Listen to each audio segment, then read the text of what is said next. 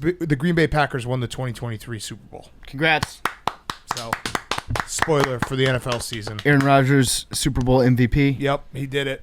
On today's Part of My Take, Ray Romano on the show. Great interview with Ray Romano, someone we all grew up watching. Good interview with him. Then we have Mount Rushmore of Spoilers, so you will be spoiled. We have Guys on Chicks. We have the All-Star Game, Home Run Derby, Hot Seat Cool Throne, and is brought to you by our friends at Cross Country Mortgage. If you're still throwing away money on rent every month, you're just sitting on the bench, Cross Country Mortgage puts you in the game, and you'll be part of a championship team.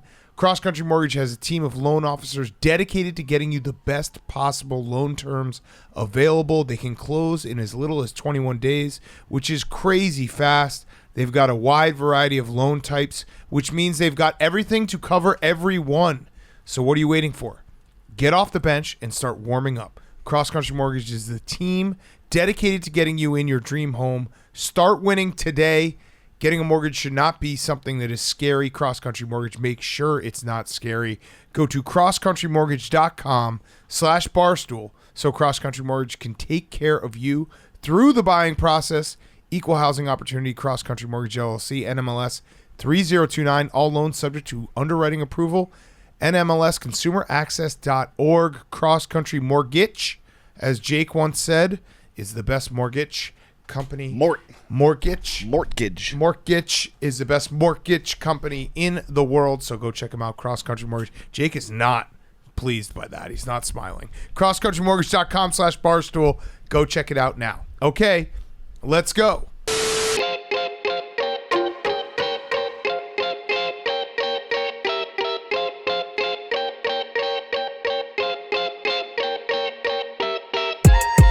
Welcome to Part of My Take, presented by crosscountrymortgage.com/barstool. Check them out today. Today is Wednesday, July 20th, and baseball is back. It was a great All-Star game. Yeah, it's back. I already saw Sourpuss Hank. Baseball's back. Baseball's back. It was a great All-Star game, Hank. It was, well, I wish the over had hit, but baseball was fun. Big Papi was chaotic in the dugout. The mic'd up catcher pitcher thing was fucking cool. The mic'd up players were awesome. Like, good job. I like the uniforms too. I have some old man takes coming, but for right now, I just want to say, and the allure of the fact that if the NL had tied it in the ninth, we would have had a home run derby. I'm saying baseball's back. I wanted the home run derby thing, and it seems like a rule that they came up with at the last minute because they only literally announced it yesterday. Correct. That if there's a tie in the ninth inning, it's going to go to an extra home run derby with, I think, 3 players from each team. Yep. And we were all rooting for that. I was definitely rooting for that. I was disappointed when it didn't happen. But I also think that with the All-Star game, there's like a sense of romanticism that goes along with it where you always remember the All-Star games when you were a kid. It doesn't matter how old you are. Mm-hmm. I feel like the All-Star game is meant mostly for kids watching the game. Well, do you know what it is too? I think it is a clear, like the summer kind of just blurs into one, like, every day's hot, you're getting drunk, you're playing golf, whatever you might be doing. Beach. July 4th and the All-Star game are the 2 tent poles where you're like, oh yeah, I remember that. Yeah, it brings back bunting. You know, the bunting, the stuff that they put around on the fences, the like semicircle red, white, and blue flag. Opening day in October. Oh my God, baseball fucking owns the bunting industry. It's great. Yeah. It's fantastic. And there's one guy who's been making those, and he's just like, baseball, thank God for baseball. That's his number one client. It's like they will always do this. Yeah, it's like that and like waspy weddings in like Nantucket. Yeah, and like the Hamptons and like outside of like Delaware or DC. Yeah, it's very festive. Yeah, you get some days where it's like you get bunting everywhere, and occasionally you have those straw hats. The like that have the brim all the way around it, the flat brim all the way around. Maybe a guy with a kazoo. Yeah, that's what I'm talking about. That's Americana, baby. That is. I think we can all appreciate that. But you go through a natural life cycle with the All-Star game, where when you're a kid, it's the most magical day of the summer. Yeah. You love it. It's all your favorite players playing. And then you get older and you're in your 20s and you're like, oh, the All-Star game sucks now. It doesn't matter how old you are or it doesn't matter which All-Star game we're talking about. If it could be like 2010, it could be 2000, 1990. If you're 25 watching the All-Star game, you think it sucks. But then you get a little bit older, and then you're like, you know what? This is kind of fun. They were enjoying themselves at that. I didn't even mind the uniforms. I liked the uniforms and the hats that they were wearing tonight. It was kind of cool. Like you said, the mic'd up thing was awesome. One of my first All-Star game memories, this just flashed back to me, was when I was maybe 7 or 8. My cousin, who was way older than me, his friend, I bet him, I think I took the NL, he took the AL, $20, and then he convinced me that the All-Star game was pre-taped, and I paid it. And then my dad, I paid it out of my piggy bank, and my dad was like, "Are you a fucking idiot? Yeah, you're a moron. It's not pre-taped. Go get your money back. You're a moron. Yeah, it's sports on TV. But it was great. It's not pre-taped. Yeah, that's America. But I was dumb. I was 7. I was an idiot, and that was I'm a loser. So I was like, yeah, of course, it was pre-taped, and I lost. Yeah, but I believe that you could tell me any game is pre-taped, and I lost. I'd be like, "Yup, you're right. I lost." Baseball is back. Tonight was fun. It was a fun night. The home run derby was fun. The rules kind of got in the way. I have some issues with the home run derby. Well, I have some old man takes, if I may, real quick. But if you want to go first, no, go off. We'll get to the home run derby. All right. Well, there's one of them is the home run derby, but I have some old man takes. Old man take number 1 is the jerseys. I do think it's bullshit. They should wear their own jerseys in the All-Star game. I don't like these everyone's wearing the same color. The cool part of it is one side wears all road and one side wears all home. That's cool. You get to see all of the jerseys on the field at once and all of the hats. I don't like the way that they did it this year. I didn't mind it. I thought the jerseys. I thought they it's an old man take. I thought they looked good enough where it wasn't. It felt like it was an All-Star game. It felt like the jerseys were unique and special enough where I was like, oh, this is different than a normal game. But I know what you're saying. Yeah, there's something about the shortstop and the third baseman are wearing different jerseys. That's cool. I don't know. There's just something about it. I like it. I like when the jerseys are different and the hats are different. It's fun. The gloves were different. My second take is now this one's going to get hated on, but I kind of sort of wish the All-Star game still decided home field advantage in the World Series. That it meant more? I agree. I like it.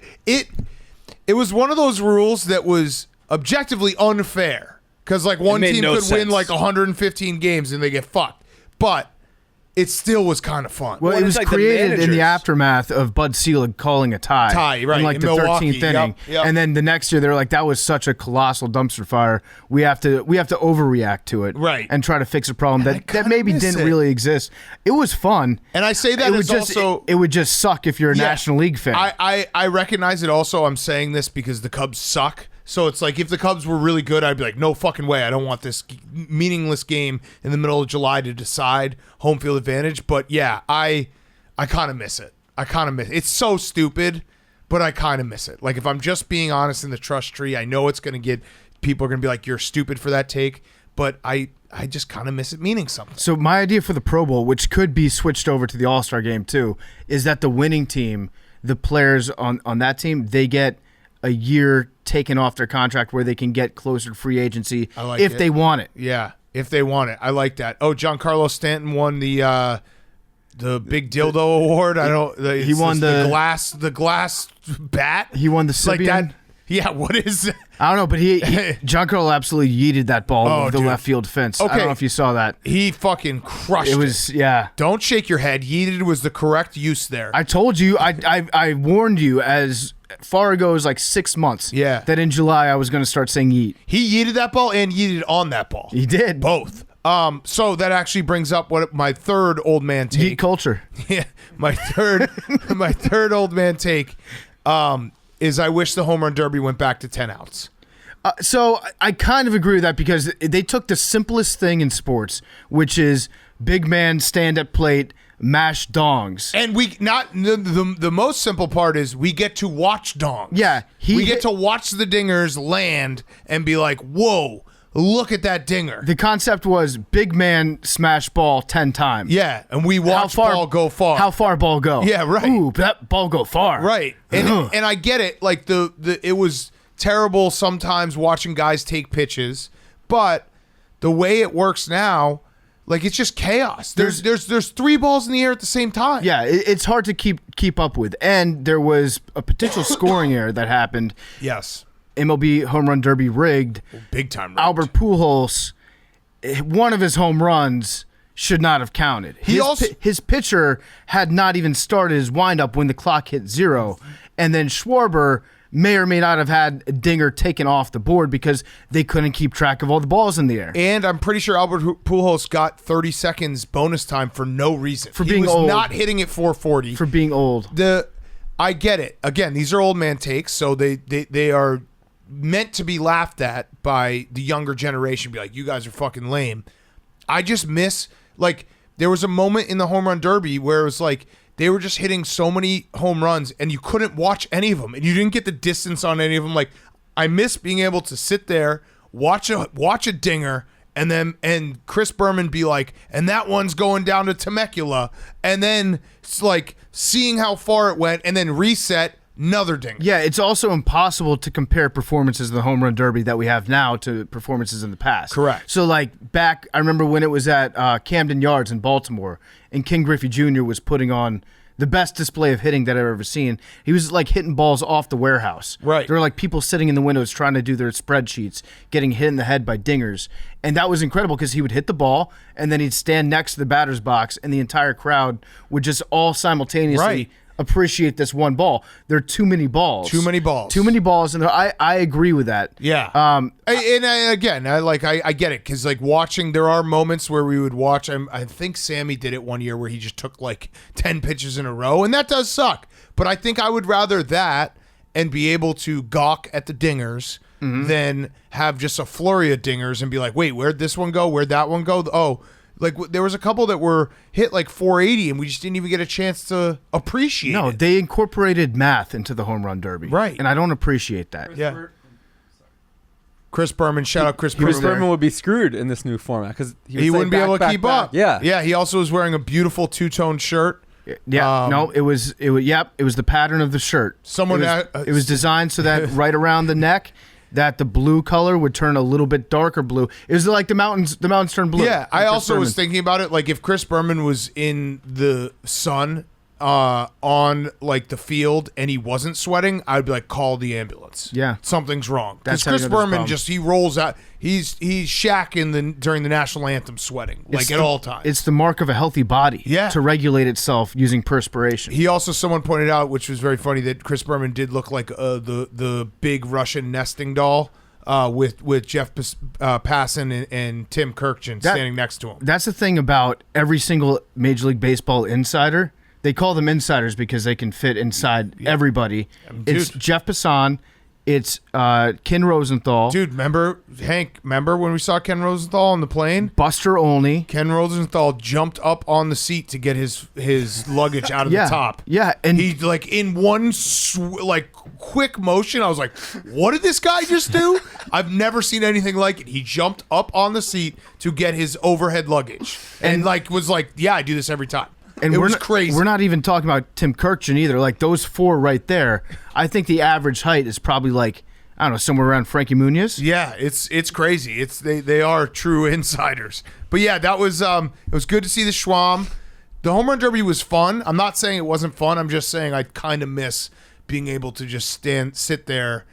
I'm essentially saying it's too fast-paced. I'm also hearing that Juan Soto may have ruined his swing, and so trade value for him would be way down, and probably no team is going to want to sign him as a free agent either. Yeah, the old Bobby Abreu. Yeah, so he's probably off the market, not for life, Juan Soto. Yeah. That was a hell of a... I mean, Julio Rodriguez was awesome, too. That was electric. Well, that's why it's bullshit when they, like, cheated for Pujols when it's like he made more last night than his entire salary. Yeah. Like, Julio, it matters. Like, Albert Pujols doesn't need the money. Yeah, no, Julio Rodriguez. If you're gonna put $1 million prize pool. He's making $700,000 this year. That's and disgusting. So he was going to make. If he had won that, he would have won $1 million. That's crazy. That's insane. I love how Hank pronounced Albert Pujols' last name, Pujols. Yeah, I mean, it was disgusting. The old man, Pujols. He's how old is he? I remember when I was like, I must have been 10 years old, and my friend was like, there's this guy named Pujols. Yeah. 42. It's the best. The funniest thing in the entire world. And then it's like, he's really good. His listed age is 42? January 16th, 1980. He's like 45. Easily. He was so mad when he won that first round matchup. Yeah. He thought he was done for the night. He was so gassed. Yeah. He was so gassed. And, I mean, baseball's back. They do baseball's All-Star festivities are the best of the 4 major sports. Yeah, I agree. Like, I mean, you could say maybe basketball, but the dunk contest sucks. Like, not and like, yeah, it is. I think it's not even close. Also, big shout out to Dave Joust. Yeah, Dave Joust was back out. he was back there out there again. Oh, we didn't even mention And the then- fact that Pete Alonso, the guy was treating it like Game 7 of the World Series. Yeah, he was locked in. He was to lose in the second round. He was meditating backstage. He was deadlifting in between rounds. It's crazy. He was taking it so seriously. I would be so mad if I were a Mets fan. Like, dude, you have a good team this year. Like, this is supposed to be fun. Yeah, he was sitting backstage with his eyes closed, chanting to himself, getting ready to go back out there And for he the has home run frosted derby. tips. Does he have frosted tips? I don't know if he has frosted tips. I think he might have frosted tips. They call him the polar bear, right? Yeah. Yeah. He was fun to watch. The pitcher, actually the best pitcher of the night was the Braves pitcher that was pitching to Acuna. Yeah. He was throwing junk. Yeah, he was was. throwing sliders on him. It sucks when a pitcher's bad. I wanted to see the straight ahead center field cam on that, get Pitching Ninja on that to show me exactly how much movement was on those pitches. Yeah. It was impossible for Acuna to get a hit off him. Yeah, and Dodger Stadium was beautiful. It was. It also brought Iconic. up that memory we had of the time we couldn't. We were so fucking high, we couldn't explain what our podcast was to 2 guys in line in the concession stand. Yeah, listen, when you're high and you're trying to figure out an order that involves multiple flavors of ice cream and also explain what a podcast is, that's just too much information flowing through your brain. Yeah, they were just Rich Hill Bobblehill night. It was it. Yeah, I found. I remember I just- found the bobblehead when I was moving. I was like, "Why the fuck do I have a Rich Hill bobblehead?" I think I just remember I us remember eating that. edibles before, and we Milton just Tough. ate way too many, and we were like, and then halfway through the game, we're like, "Whoa, this place is crazy." Yeah, no, I was enthralled by the majesty of Dodger Stadium. I was like, I get it now. Yeah, I get it's it. beautiful. I understand. Yeah, and then those 2 old guys were like, "Why do people come up asking for pictures?" And we're like, we're like on the internet." I remember, didn't we try? We had to do the math because we interviewed Tommy Lasorda before the game, right? Right. So we had to figure out like what's an appropriate amount of time. Like, can we take these edibles while Tommy is still in the room? Yes. Is that okay? Yes. Yeah. And yeah, I think we saw Tommy later, and we are like, "Whoa, Yeah. you're still alive." Not R.I.P. He was still alive that night after Yep. we interviewed him. He was still alive. Yeah. Well, yeah, he was. Yeah, we had nothing to do with his death. We were way too high to kill him. Yes, way, way too high. We would have just hugged him to death. So I guess we could. That would have been beautiful. Anything else, Jake? What'd you say? The NL has now lost 10 in a row. They haven't won since 2012, 9 in a row because 2020.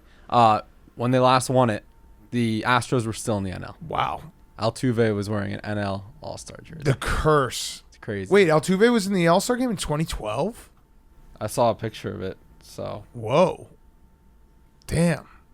yeah, here it is. I guess so. Kansas City. Yep, that's him. Oh yeah. Oh wait. Wow, that is crazy.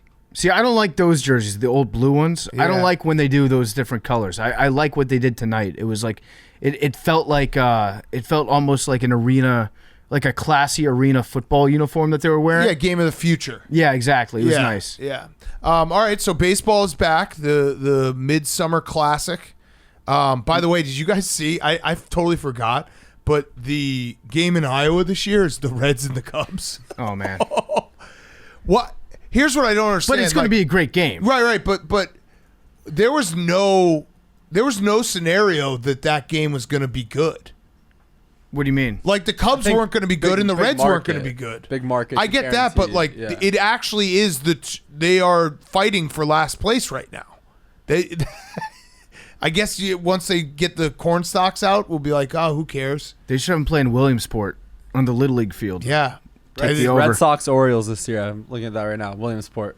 Oh, really? Oh, yeah. They play at the big stadium. I remember I tried to bet the over because I was like, Yeah. oh, they're gonna play at the little field. That's Like, what you I'm fucking saying. idiot. Of course they're not. They should definitely do that with the Reds and the Cubs. Yeah, this Reds Cubs game is gonna be so bad. Wow. But I mean, But again, like what I'm saying is like when they made that schedule, I get the big market thing, but like neither of those teams were projected to be good this year. credit though to Rob Manfred for figuring out that we need a midsummer classic. Yeah. Like another midsummer classic, because usually the All-Star game's over. It's like, okay, I don't have to care about baseball until Yeah. the last week of August. I'm checking out. Yeah, we need Aaron Judge to hit 62 home runs. Yep, that's what will keep our attention going. It would, yeah. He's got 33 at the All-Star break, so come on. What does Schwarber have? 29? Something like that. He's up there. Schwarber just hits in bunches, except for last night, which that was a killer.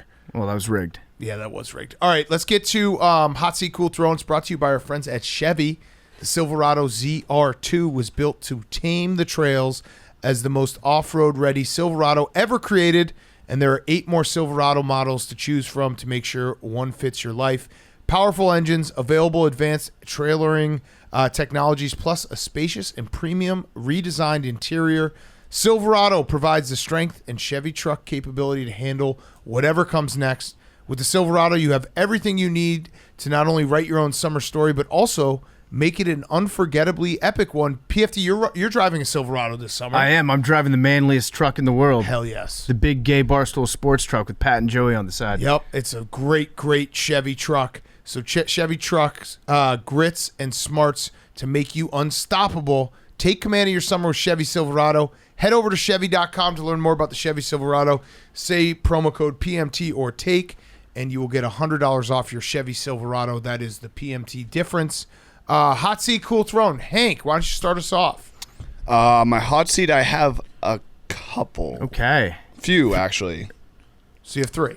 Yes. Okay, so... Oh my God, he just admitted he it. admitted it. Should I do... I'll do a couple. The Oakland A's are my first hot seat. So you're doing 2. Yeah, I'm going to do... Yeah. Okay, so you're admitting it again. Admitting... A couple is 2.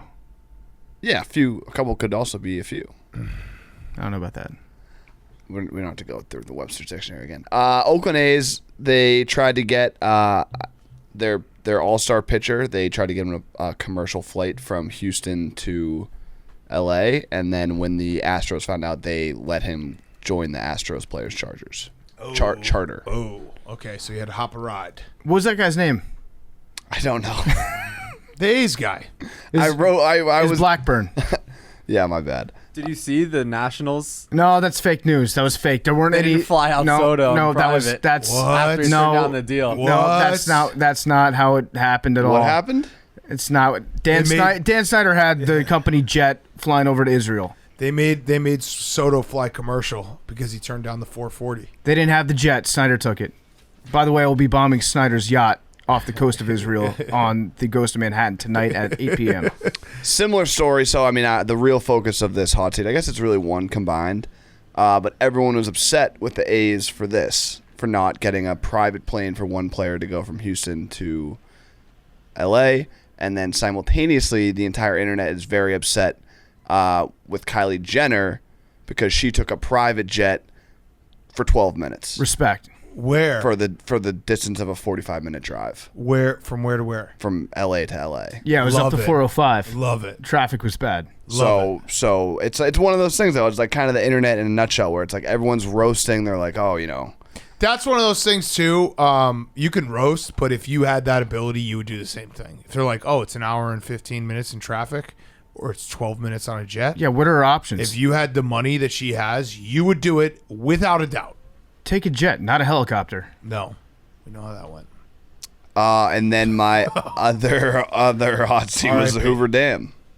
Yeah. There's a big explosion at the Hoover Dam. Huge one. I feel like that's in every movie, sci-fi movie. Like shit always happens at the Hoover Dam, and then things go south. Yeah. Do we you're know right. what exploded there? There was a big fire. Billy? I think it was one of their turbines. Oh, that doesn't sound good. They didn't get their turbines checked. People forget that Las Vegas should not exist. Yeah. It's just out in the middle of the desert. They just built it out of nowhere. The mob. Shout out the mob. Mob gets a bad rap. They built Las Vegas for us. That's a fact. Say what you will about the mob. They built Las Vegas. Okay, your cool thrones? Killed Kennedy, too. Yeah. Elon with his pop top. Oh, yeah, topped you off. took mine. What'd he do? Elon with the pop topped off. Elon Is Musk that had a correct? picture that came out and he looks like a fucking beast. Is he a doughy guy? What an alpha! No, No. I wanted to ask. No. I wanted to ask Billy Bag about. of beast. I wanted to ask Billy about his body because there's something going on. I don't know what he's injecting It's himself just raw with. sexual energy. It's the dude just exudes alphaness. He has one of the weirdest body shapes I've ever seen on a Oh, human. Yeah. he's a tub of cream cheese. He looks like he ate Oh, himself. damn. Wow. Yeah, and it's the skin tone is you gotta fucking hop in the tanning bed, Elon. At least get a spray tan. Yeah, he's like clear. His skin is like Ugh. it's not white, it's not pink, it's not tan, it's clear. It's like the stuff that they wrap up a spring roll with at a Thai restaurant. Ugh. That's what his skin's made Oh, out I of. hate that stuff. It's weird, isn't it? Yeah, it's always It's still not as bad as Zuckerberg's white face. No, Zuckerberg No, got remember cake, though. Zuckerberg's ass, yeah. He's beefed up. True. Yeah. Peaches. That's it. Elon with the pop topped off. Okay. Also, cool throwing Elon. Not only is he an international sex symbol right now, but he also is not going to have to buy Twitter for the low price of $1 billion.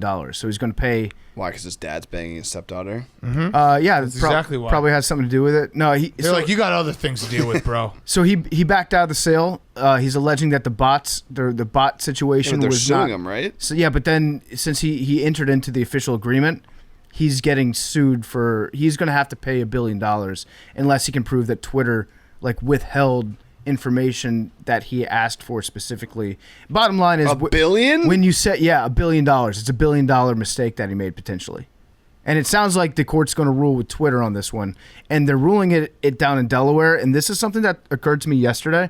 But we need to figure out what the fuck is going on in It's Delaware. America's file cabinet. Why does Delaware? Yeah. Delaware has so much business that runs through it. everything. And there's absolutely nothing inside that state with the exception of like 2 decent beach towns. Yeah. I don't understand what's going on in Delaware. I had like 5 people that have DM'd me because I've asked the question, what's going on in Delaware? They've tax written me laws. long screeds. I'm more confused now than ever. Yeah. What the fuck? We need to Corporation- shut the whole place down until we They're can just- figure out what the hell is going on. Very friendly to corporations.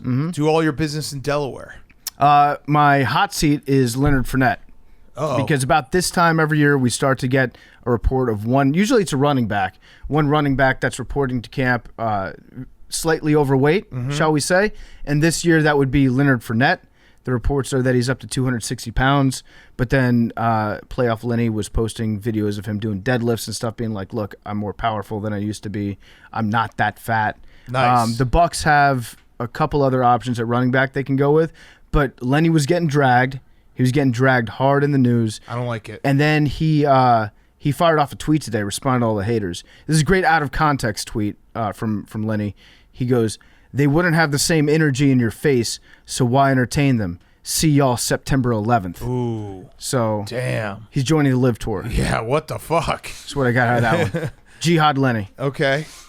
I don't like the fat shaming of our good friend Lenny. I don't like it one bit. Yeah. I think he's just gonna be powerful. Listen, Leonard Fournette has always played the game bigger than everybody else. Going back to high school, college, he was usually bigger than some of the linebackers, most of the linebackers that he was going up against in college. And then he gets to the NFL. Guess what? They're all bigger than him now. He has no choice but to put on weight. Yeah. He'll work it off anyway. That's what training camp is for. Yep. He's on the blogger page still. Maybe Yeah. we should put this one up. Yeah. Yeah, we Get some should. clicks. Yeah. I like that. All right, and your cool throwing? My cool throne was Elon Musk. Oh, okay. But Hank took it. Yeah. All right, my hot seat is podcast duos because Deezus and Mero have split up. Everyone was very upset online, understandably. And it made me think, like, one of us just has to die, PFT, before we split Nose up. game. Yeah. Oh, fuck. Beat you. All right, I'll just have to die. Because, like, I was thinking about it. It'd just be easier for the other person. Why don't we just fake? One of us should Well, it fake wouldn't our own matter death. anyway. Yeah. What do you mean? Oh, Billy steps in. You're right. Yeah, Billy's right here. Both of you would have to die. I would. Yeah. Well, if yeah. well, no, actually, if- I guess Billy would I'll have to die. just say it right now. If PFT died and Billy tried to sit in his seat, I would then kill myself. So it'd be a double death. Yeah. Billy- Blood on your hands. Billy, Billy. Look, they say that podcast duos without young interns don't last as long. Oh, so you're intern. All right, so we'll adjust your And salary. Jake's an intern as well. Yeah. You just demoted Yeah. Jake. Yeah. Yeah, you need. We need a family young stuff. dog. What does your Yeah, we Twitter need a bio puppy. say? No longer an intern. Oh, you know, nice. You know, Jake has been not an intern for like 3 years. Yeah. I'm not an intern, but young members. Young members. Yeah. But yeah, no, Auxiliary. I think one of us just has to die because it's just it would just be easier on everyone. It might- be like, oh, they would have kept on putting out hits. They keep it together one for the of them kids. died. Yeah, it might be like when old people die, and then just 2 days later, the other Heartbreak. guys, Yeah. I can't go on anymore. Yeah. How soon after the Deez and Miro split up, Billy, did you think like maybe I could take Miro's spot? Yeah. Or I had no yeah. idea. Can you do a Eminem impression? Palms are sweaty, knees weak, Nice. arms are heavy. Yeah, I crushed think it. the Bodega Hive is alive and well. Yeah. Yeah, that sucked though. Yeah, Deezus is he's a friend, and I think he's going to be great in the long run. Yep. I think it's going to work out well for him. He'll probably land on his feet We should get him on the show. really, really soon. Yeah. But Yeah. it also like it's one of those things that this is I feel like this is new media. Again, people are gonna look into this. I already said that one of us just has to die before we split up. But like the so just remember that part, not the next part. But like bands split up, like things like this happens. Like teams split up. I feel like we're just so new to podcasting that like the podcast split ups haven't really. We had Come Town and now Jesus and Mero. It's a bloodbath this summer. We're losing everyone. And also with new media, I think that like they were around for 10 years doing Yeah. the Call Her podcast Daddy. together. Call Her Daddy split up. RIP. I'm still not getting over that. Yeah. But yeah, they were around for 10 years before they split up, and that's a very long time Yeah. in podcasting. It's not like Long time for anything. Mike and the Mad Dog were together for 30 years probably. I don't think it was that long. But I feel like there's something about doing a podcast where you work together like day in, day out. You're around each other all the time. That does make it seem like 10 years is a long time It's to a have long that sort of time. relationship. So yeah, one of us will die. Promise you that. And then my cool throne is life accomplishments, no matter what age they come. So Andrew Brandt tweeted out today. He's former Packers front office worker. He's now, I think he does like I don't know what he does now. I think he's like a reporter. He's an insider. Insider. So he tweeted 62 today, entering middle age. Joined Packers at 40. First triathlon at 47. Joined media at 51. Law professor at 56. Started podcast / newsletter at 58. Climbed Everest Equivalent at 61. Everest Equivalent. Everest Equivalent. So I looked it up. There's a mountain in Utah that people just walk up over and over, and then they say, well, I did the equivalent of Everest. Yeah, that's bullshit. Why would you ever brag about that? I think it's even worse that he bragged about his newsletter. Yeah, like, well, that's a career accomplishment. it's also like, at those the age of career 58, I accomplishments started went, like, in emailing reverse. everybody Yeah. every single day. yeah, Those things went in reverse yeah, of like coolness. yeah. But no, climbed, Well, yeah, that Everest Equivalent. that shouldn't have been on the list. Could you imagine being like sitting at a dinner table and being like, so what's like the coolest thing you guys did? Well, I did an Everest Equivalent. Like what? So Isn't we the just walked altitude up a hill. Yeah, the altitude is like the main factor. That's the thing. And the It's dead everything. bodies. And the dead bodies. The frozen ones. and the weather and the Yetis, Yeah, everything. the Sasquatches up He there. literally I went and saw the picture. It was like in the middle of summer. He just went up a fucking Stairmaster and was like, yeah, Everest Equivalent. So I'm doing the math in my head. Mount Everest is 29,000 feet high. Yeah. No, That- it's, yeah. That's the math you're doing in your head. Well, if you could, Good point. if Good you point, if you Hank. could shut the fuck up for a second, Hank. I'm doing the math and I'm saying if it's 29,000 feet high, that means it's 5.5 miles. Yeah. He walked 5.5 miles Yeah. On like a slight incline. in probably pretty temperate weather. Oh, no, he had his shirt off. Okay, so he walked. Yeah, he spent a great day outside. Yeah. It's whoever came up with this idea, I guess kudos to them because they found a way to like just get money out of people for being like, come to our hill in Utah and we'll just give you a medal saying that you went on an Everest Equivalent. Everest Equivalent.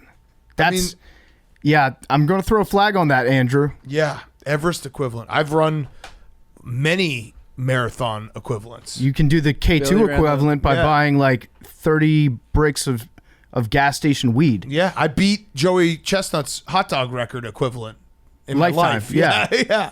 Billy ran the Boston Marathon, a grit week. Yeah, he did. Yeah. That was equivalent. Equivalent. Yeah, but that actually was, he actually Yes, he ran was. a full marathon. Right. Nonstop. I took a couple breaks. Yeah, that's true. You did take a couple breaks. That's okay. I actually That was impressive. That was impressive. it was. Honestly, that was the coolest thing that you've done, I think. Ever. That was your life has gone downhill from that moment. Billy's built different. And I actually kind of overshadowed it with the Buster Posey poll, like right after. And the Mario Party reversal. Yeah, the Mario Party. Yeah, reversal. that was so yeah, it was the third coolest thing that happened that night. Still very cool.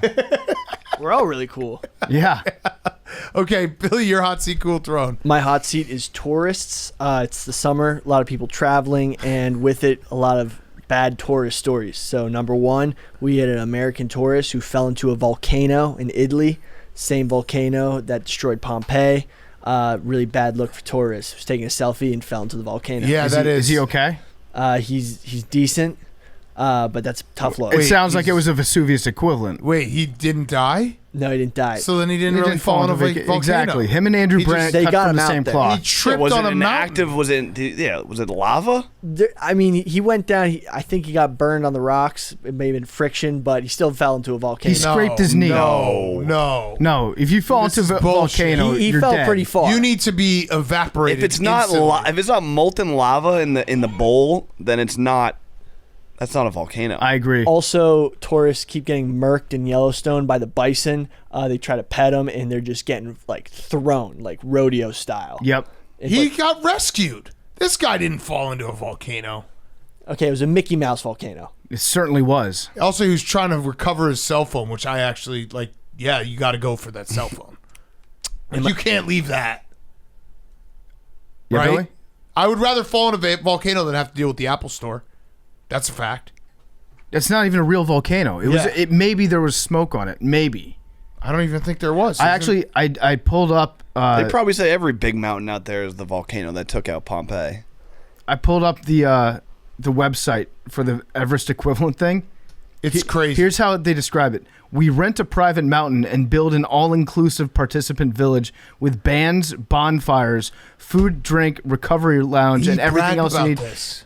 It's more impressive to survive Burning Man Yeah. than it is to participate in this Everest Equivalent. They're glamping Everest. Yeah, it's cultural appropriation. It's of fucking Everest. crazy. Everest is also kind of glamping nowadays. No, You know I how mean, many people but that summit it? actually makes it worse for him because Everest is not even cool anymore. Everyone climbs Everest. I remember when Everest was like, "Oh, don't climb Everest, you'll fucking die."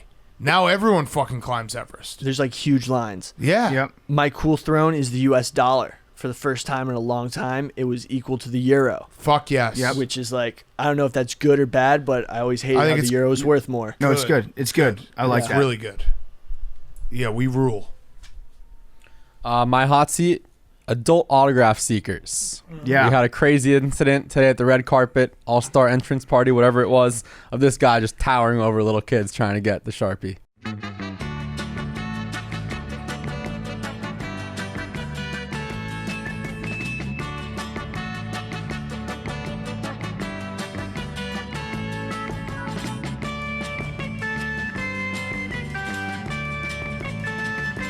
It was a wild video. I don't. I actually want to say right now, I would like to have an adult autograph seeker on this show. I want to interview an adult Don't we autograph have one in the office? Yeah, Jerry, we got yeah, a couple. yeah. We That's got a Steven, couple. right? Stephen and Jerry. Yeah. Both. Yes. Frank. Frank as well. Yeah. We But actually, I would. we know several. Yeah, we do know. Now that I'm thinking about it, we're just a company full of adult autograph seekers. But I'd like to interview someone who's like proud of the fact that they're a scumbag. You know what I mean? Like I will elbow a kid. We've had Who? Hample. No, that's different. He's catching foul balls. I That's think art. I think he Kids gets like some him. signs Yeah. sometimes too. Yeah. I'm pretty sure he has a collectible. I think he's similar in this show to Dude Perfect. Like, there's a lot of hate on this show, but everyone else really, really likes people him. love Zach Campbell. I don't know that's about what I'm that. saying. Little kids do. I think Jake's way off on that. No, take. kids do. Really? Kids do. I think the world is sick of Zach Campbell. No. He's right. Kids do because Yeah. they watch his videos. They're like, "Oh, this is how I can catch a foul ball." I see him at games. The little kids are screaming for Yeah, him. he's like the Pied Piper. Little kids like him. Yeah, Yeah, that's what I'm yeah, saying. He's like dude, perfect. Little kid. Okay. Yeah. I guess that's fair. But he gets a lot of shit. But I want the guy who like little kids hate because like you see that guy like Fat Tony's coming and he's gonna fucking squeeze everyone out. I almost in a sick way respect the shamelessness of the adult male autograph seeker because they go with their suitcase. If you've ever been to like Radio Row when they have all the old timers like walking around doing interviews, they set up in their sad little fan area and they bring like 4 suitcases with them. And then they're like the guy in Oliver Twist that runs the orphanage. They get little kids to run out with their merchandise to get the autographs for them, Right. and bring them back. Meanwhile, they're like chain smoking Newports, waiting for these kids to get back. I want that guy. They're I want that guy on our show. the sleaziest of the sleazy. And I respect the confidence that they must have in themselves to be like, yeah, this is how I make my money. Yeah, whatever. right. Deal with it. Yeah, I want to interview that guy. I want to pick his brain. My cool throne, it's Toys R Us. It's making a return inside Macy's stores for the holiday season. Oh, hell Good yeah. nostalgia. Toys R Us kid. Backwards R. Pretty sick. Yeah, the kangaroo. Yeah. No, the giraffe. Jeffrey. Yeah, Jeffrey the giraffe. Yeah, so that's exciting. Yeah, that is They exciting. had a great jingle too. I don't want to grow up. I'm a Toys R Us kid. I bought a stick of dynamite and look what I did. Yeah, they went bankrupt in 2017, but slow comeback. Nice. Yeah. Blockbuster's next. Retail, baby. I want to buy Blockbuster stock. There's still one open in like Washington. It's in Oregon, yeah. Jake is right. I'm watching a vlog, and there's like 1,000 kids. Yes, he is the Pied Piper. Because think about it. If you're like a 10-year-old kid and you can watch a how-to video of catching foul balls, that's awesome. That is awesome. And Zach Hampel's not a bad guy. Like, he's a nice guy. So, I'm free Zach Hampel. I don't know. He's not locked up. But if he ever were, I would say free him. Yeah. Yeah. I'd trade him for Brittany Griner. Free him. No. Yes, easy. Imagine how many foul balls Brittany Griner could catch. She doesn't know the good spots. All she has to do is watch the fucking vlogs. Nope. We'll take him down. All right. Let's get to Ray Romano. Then we're going to do the Mount Rushmore spoilers. There will be spoilers. And we'll finish up with Guys on Chicks. Before we do that, eBay. eBay is changing the game once again for buying and selling sneakers online. From rare dead stock to the latest release or even carefully loved pre-owned kicks. I'm going to go on eBay. I'm going to find myself some Jordan 1s, my favorite shoes, because eBay is back in the game. When you buy with eBay's authenticity guarantee, you can rest easy knowing that everything included in the box comes with a 100% legit guarantee. With millions of sellers across the globe, the drop never stops. eBay sneakers, authenticity guaranteed. Stop waiting and taking those L's on those other sites. Go to eBay, get the sneakers you love, and you can get them with that 100% authenticity guaranteed. Shout out eBay. Okay, here he is, Ray Romano. Okay, we now welcome on a very special guest.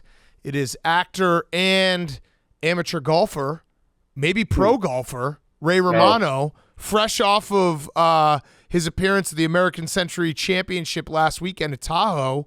Let's start there, Ray, because we're going to talk about the acting, but how's your golf game, and were you happy with your performance over the weekend? I played in that tournament this is my 18th year, and I'm very anal. I keep charts. I keep a record of every, it's 3 rounds there, and I keep a record of every round and what position I come in. And there's usually about 85 guys in the tournament. And, most of them are I don't know how much familiar you are with the tournament, but it's pretty much all athletes. There's maybe, 15 to 20 people from the entertainment world, So my goal is to try to, I suck, but my goal is to try to beat as many guys as I can. You get a big thrill out of beating a Super Bowl winner or an MVP. And golf can do that. Golf is the great equalizer, and the best position I've come in is like 58th, maybe out of 85. So my goal this year was I want to crack 50. And I also want to still come ahead of Charles Barkley. Yeah. Because Barkley's getting better, Yes. And I didn't crack 50, but I did just squeak past Barkley, I came in like 71st place, but I'm a 13 handicap, but it's a grind because I take it seriously. I really want to do well. My kids come, they walk the course with me, and you hit a bad shot. And the hard part about that tournament is it's not hard, but the gruel of it is the people are there to have fun and watch you, and they don't care about your golf. And if you hit a bad shot, they just want you to smile and tell a joke, and inside you're dying inside, because you're grinding, and you got to put that smile on and have a funny little quip for them.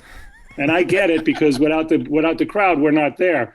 But boy, it's a grind for 3 days. But anyway, the long answer is, on a scale of 1 to 10 for my golf, I played about a 6 this weekend. Okay, so who is the guy that you beat that you were like, I beat that person? Or maybe you could do it for the history of you playing in the tournament, where you can walk away and be like, I beat him. I mean, the first day I did fairly good for myself on the first day, and I was in like maybe 59th place on day one, and I beat a lot of the actors. I beat Miles Teller. I beat Larry the Cable Guy. I played with Brian Baumgartner. I didn't beat him, but I beat. I tied with Coach Vrabel, from Tennessee. Yeah, yep, I played good friend of ours. Yeah, Ivan Rodriguez Pudge. On the second day, I was matched up with him, and I was 5 points ahead of him when the day started. But he actually beat me by the end of the day. I was ahead of Marcus Allen. I have to look at the charts, but there was a handful in there after day one that I was ahead of. And then I didn't do as great day two. I dropped. I was still ahead of Barkley. But I got to tell you, last year was my worst year ever. And I'm pretty sure Barkley beat me last year. Oh. Yeah. What's that like for Charles Barkley? Because I assume that everybody else that competes in the tournament has that same thought. It's like, I can't lose to this guy. Does he take that personally? By the way, I don't. I like Charles and I are friends, man. I'm not trying to diss him. And he grinds it. As fun as he is to be around and watch him and play, it's serious. I don't know if you guys talked to him. No, we haven't had him on yet. We have He's him a dream guest. For yeah, sure. I mean, I appreciate the fact that he loves golf so much, and he's been very, very public about his struggles with his own swing. And how he's been working on it. You know what it is with his swing? It's because at one time he was like a single-digit handicap, and it's a mental hitch with him. Like some sports, some athletes get that. I remember Mackie. I don't know if you guys might be too young, but Mackie Sasser, he was a catcher, and he had a hitch when he threw it back. Chuck Knobloch from the Yankees. Yep. Yeah. He had a hitch when he threw it to first, and he got this mental hitch. You've seen it, right? Where he freezes and then goes. But the weird thing is, on the range, he doesn't do it. Wow. It's a smooth swing on the range, and he got out there. But now, somehow, because everybody tried to cure him. Hank Haney tried to cure him. Or he went to hypnotists. He went to everything. He was there one year at the tournament. And he played with glasses that had tape over him. like a horse? A horse with blinders, yeah. Yeah, so he couldn't see the ball. So his mind wasn't on the ball, He's tried so much. The hitch is gone now. Wow. I will say that. The hitch is gone. So now he didn't come, he came he beat like 10 or 12 people this year, which he normally never does. Yeah. So what's that like for you as an amateur golfer, and for some of the other guys out there when, you're in a tournament environment and there are fans nearby, and they have fans that are lined up like next to where you're going to be hitting your shot, like it's on the PGA Tour, and they're in no danger whatsoever. But I have to imagine that thought creeps into your head, like, these people are a little bit too close. They think I'm much better than I am at golf. Well, they don't get that close for us, but I'll be honest with you, this was probably the first tournament in a long time that I haven't hit somebody. I'm not kidding. I mean, it's not funny. I put a woman in the hospital 3 years ago. It was the second hole, and I was, 140 yards out, and 150, I don't know.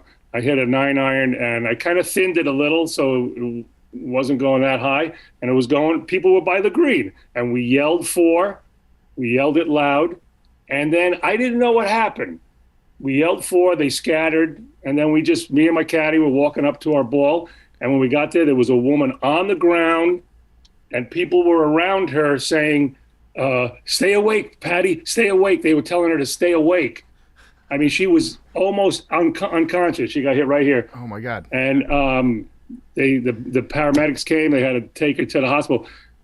It wasn't like it was life threatening, because when she was on the ground, her friends came around and I came by and I said, "Oh my God, I'm so sorry," but she was flat on her back and she looked up and said, "Can you take a picture with me?"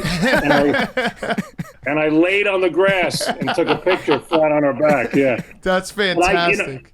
I had to, I felt so bad. I sent her stuff. I sent her a certificate for the spa and everything. And I saw her next year. Next year she came back. But boy, yeah, they don't stand as close as they do in the PGA. But I have whacked people, man. That's funny. All right, so before we talk about acting and what you got going on right now, another sports topic. You're a diehard Jets fan. Sorry about that. Have you kept up at all with what your quarterback's been into the last few days?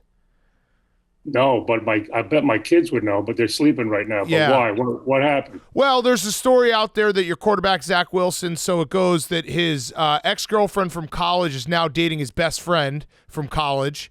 And then people were making fun of their relationship, and the ex-girlfriend came out and said that Zach Wilson actually slept with his mom's best friend.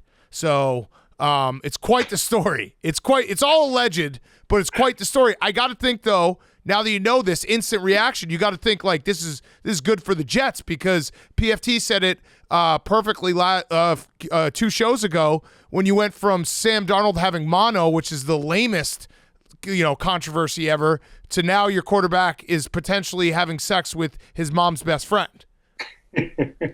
Yeah, so it's good because it gives him some coolness. Yeah, I think in the locker room you have to have like a little more, like it's one of those situations where you see Zach Wilson, he looks like he's 17 years old, right? Yeah, he looks like a kid. Yeah. And now you see him and you're like, I didn't know he had that in him. Yeah, like good for him. There's something about that guy that I like now.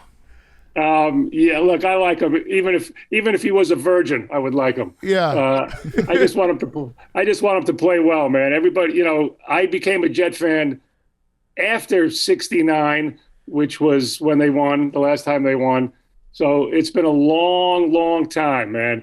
And I passed it down to my kids, and they are even more fanatic than I am. I have twin boys, and I mean, they do the jerseys, everything before every game. I remember they were like, I don't know how much of a story you want now, but they were like 13 years old, and we were watching. It was Jets against Miami, and you could tell that the Jets were going to blow this game. Like you could just feel it, and they had a lead, and we were watching right here in my office, right behind me, and I knew if they lost this game, these boys were going to have a hard time with it. And I told them, I warned them, I said, listen, I don't want any tantrums. If this goes the wrong way, I want no tantrum. Sure enough, last play of the game, boom, they lost. They both hit the floor. Like they both went prone on the floor, hands like this. Mm-hmm. And I stood up and I yelled. I said, what did I tell you? What did I tell you guys? And they wouldn't move. I couldn't take it, so I had to leave. I left the office. I left this room right here. I came back 45 minutes later. They were in the same exact spot. Yeah. They had fallen asleep. They fell asleep like that with their jerseys on and down. So we live and die by that, and we're crossing our fingers because we had a good draft, but you never can tell, man. You never know. I feel like the Jets have won an off season like 5 out of the last 6 years, and that never really does anything. Yes, but we'll never give up. I'm a Yankee fan too. I grew up in Queens, New York, so I should be a Jet Met fan. But for some reason, my older brother started rooting for the Yankees, so I rooted for the Yankees too. So I have experienced winning. Yeah, that's nice. Yeah, there's a lot of, because we're based in New York now, and there's a lot of I feel like the Jets Yankee fans get a lot of shit because it's like that those don't go together. Like one side of you is an all-time winner and one side of you is an all-time loser. It's got to be weird, like different seasons. Like what it's like to be the cock of the walk, and then you also know what it's like to be just the saddest franchise ever. it's like being an actor. You love yourself and hate yourself at the same time. Adam Sandler is a Yankee Jet also. We have that in common. Yeah. What if you could look back at your fandom rooting for the Jets? What is the happiest you've ever been? Is it the Sanchez years? Well, I go back even further than that. When they were 10-0. I don't know. I mean, this is again. You guys might be too young. When Ken O'Brien was their quarterback, and they went 10-0 to start the season, and boy, we were loving that. But then they lost the last 6 games, but they made the playoffs anyway. They lost the first round and then won the second. Yeah, the 2 years that Sanchez, they were in the playoffs, and they got to the championship game, right? Yeah. So that was nice. Close. Yeah. That was close enough. It's all sadness though. It's okay. I do think there's something about rooting for a bad team though that, like, I don't know if it builds character, if that's the right thing to say, but it gives you a little like spice in your life. You can't get too comfortable, like it's good to have something that you're always mildly annoyed with. Oh yeah. I compare it to, again, I'm not going to toot my own horn here, but I got nominated for the Emmy 4 times in a row. I didn't win. I won on my 4th try.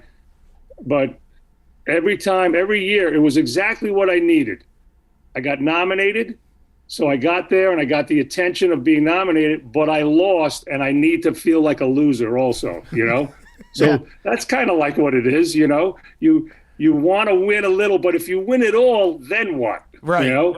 Yeah. Right. And then when you lose, it's true. Like the teams that win, this is actually just sad because now we're just like PFT's a Washington football fan. I'm a Bears fan. Like we're just now excusing away our terrible franchises where it's like, actually, you know what? It's better not to win. It is good. Because like, what if you win and then you lose the next year? That would suck so much. Like I'd rather just never win. Well, but also like one of my good friends here is a Patriot fan. And I asked him, is it fun for you? Because you just win all the time. And then, so what's the big deal if you win another one? Yep. Yeah. Also, having expectations sucks. Like, I prefer to just have like zero to look forward to. And then if we go 7-9, or I guess 7-10 now, I'm ecstatic. I'm like, what a season. That's incredible. Oh, yeah. You want to be the underdog. I always like being the underdog. Yeah. And I always tell, whenever anybody's coming to see me perform or whatever, I just tell them, lower your expectations, man. And then you'd rather go, perform above what they were expecting. It's like a movie. When you go to see a movie and it's hyped up and it's got 100% on Rotten Tomatoes, it never lives up to it. When you get in when it's overhyped, it can never live up to it. So I like to underhype everything. But that's why when everybody's talking about the Jets and the draft they had and how, this year is going to be good, I'm like, calm down, man. Yeah. Calm down. Yeah. We've been there before. But listen, my hopes are up a little bit this year. Yeah. They should be. Especially now that I heard about the quarterback. Yes. Your sons definitely have heard of that. So you've done everything in your career. Obviously, everybody loves Raymond. Is it weird having that, like, even though it's been so long, having that be the thing that everyone remembers you first by? Because you have had such great roles in a lot of different things and done so many different things. I would imagine like you're actually kind of genius to have your name be Ray in the show so that it blends in real life where people aren't calling you some fake name all the time. Right. I didn't want that title though. If we're going to talk about that, I fought against that title for the show. My manager told me you got to have your name in it because just for the reason you said. But there's no way I wanted Everybody Loves Raymond. The title came about by my brother was a New York police officer, and he was he wasn't jealous of me, but he would kind of jokingly, make fun of my life compared to his life, and he would come in and see, whatever, some award I got or whatever. And he would say, look at this. I go to work and, people shoot at me, people spit at me. And Raymond goes to work and Everybody loves Raymond. So that's an exact quote from my brother. And when I told the guy that was writing it with me, he said, "Well, we got to put that in. We'll use that as a title." And I said, "I don't want that as a title, man. I'm never gonna be able to live that down. Who wants, as a comedian, you're kind of self-deprecating anyway. You don't want to put that focus on yourself." And he said, "We'll use it as a working title. That's all. When it comes time, we'll figure out what title we want." And then CBS, saw it as the working title, and they fell in love with it. And then I had to try to convince, Les Moonves at the time not to use that as a title. And he said, come up with 10 different titles, and I'll test them. That's what they do. They test them, in front of an audience, which is the worst thing. And I still have the paper. My manager has the paper. I came up with the lamest sounding titles. Like one was, that Raymond guy. One was Raymond, Raymond.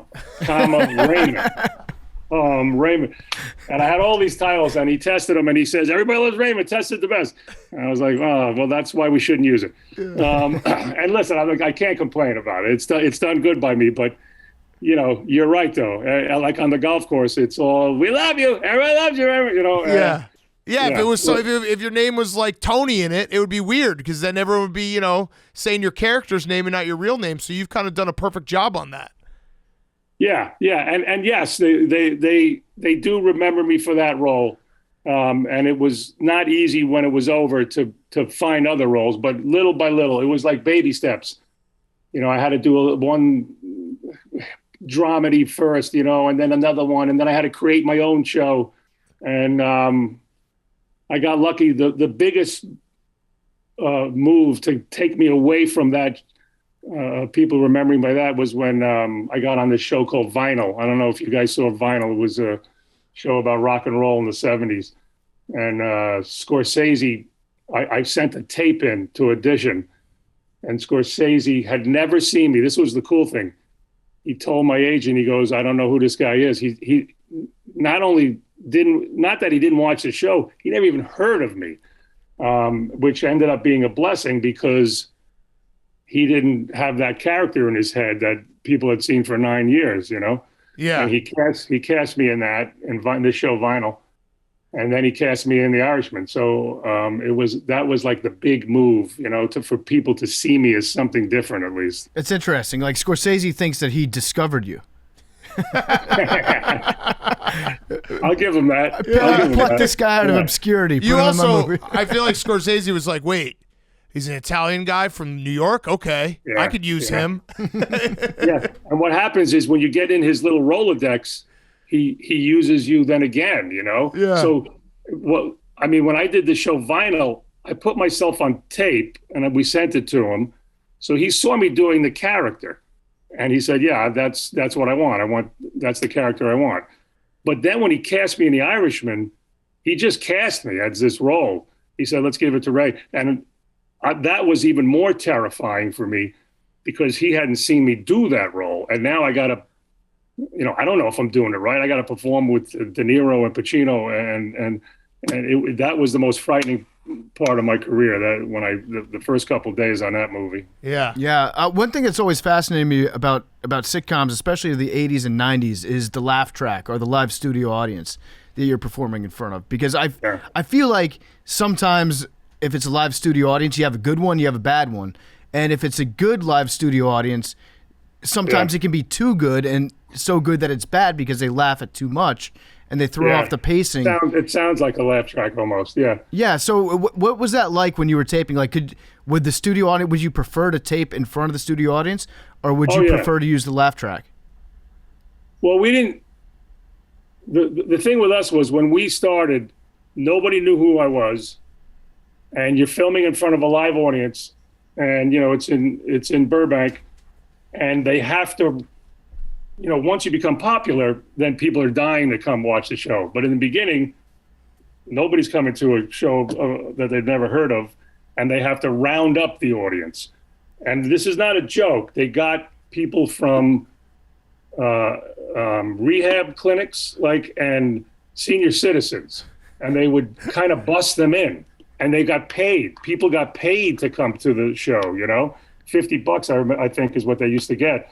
So those first bunch of episodes were not good as far as audience reaction. Right. Because our show was based on character, when the mother comes in the room and she shouldn't be there, blah, blah, blah. But you have to know the character to know that. And in the first few episodes, nobody knows anybody. So we were like having to just trust that the material was funny. I think they might have sweetened those first couple, like the first half a year or so. And then once the show aired, people saw the characters and were familiar with them. The audiences started to get a little better. And then when somebody came in a room, the tension was there already. And after a while, we didn't have a laugh track, and people would accuse us of using a laugh track, but it wasn't, because they just loved the characters and then they were laughing a lot. Sometimes they laughed. Yeah, I mean, you hate to say they laughed too much, but sometimes, yeah, I know what you're saying. It would sound like you were goosing it, with the laugh track, but we weren't. Yeah. Interesting. So you, like I said, you've done everything. I loved you in The Big Sick. You've hosted SNL. You've done a ton of you've done commercials, movies, everything. What's your favorite thing that you've ever done that maybe people wouldn't think of? Like that thing that you look back and you're like, maybe it wasn't the most popular thing, but it was the thing that you look back and you're like, that was the most fun. It's probably a couple of them. One is a movie called Paddleton. Yeah, don't worry. You're not alone. Nope. I'm not even gonna pretend. I heard of Vinyl. I hadn't watched it, but I heard of Vinyl. Yeah. Paddleton. Well, Vinyl's on the list. Vinyl's on the list because Vinyl was. I mean, Scorsese directed the pilot. Mick Jagger produced it. It was about the '70s rock and roll. We were record company guys, Bobby Cannavale, myself, and we got to do scenes. It was like going back in time. You're doing scenes with actors who were playing David Bowie, Elvis Presley. I got to have a threesome. I had a threesome. Congrats. Hell yes. Yeah. Where's that going to happen? I mean, it's make believe, but it's still, there's not many chances. It was funny because Bobby Cannavale, I don't know if you know who Bobby Cannavale is. You know Cannavale? Yes, yeah. Yeah, he's kind of a stud, and we became friends. And I remember that week that I was filming that scene, and I asked him, I said, this is the one time I got pissed off at him. I asked him, and I said, how many threesomes have you had in your life?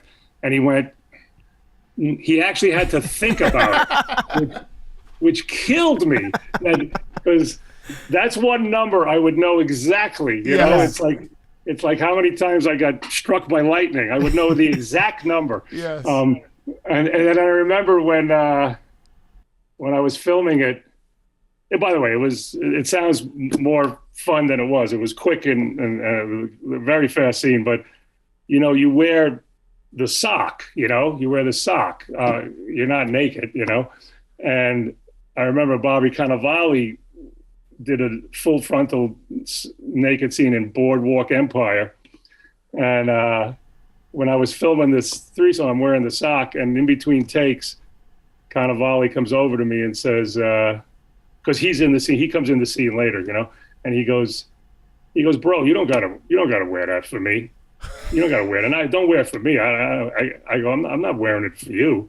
He goes, because I don't wear it when I do my new things, and I go, I've seen Boardwalk Empire. I know why you don't wear it. Yeah, okay, right. I'm gonna wear mine. Yeah, that's got to be fantastic. a very awkward thing to do. Is like just sex scenes in general, because it does. Yeah. For everything I've read, it doesn't.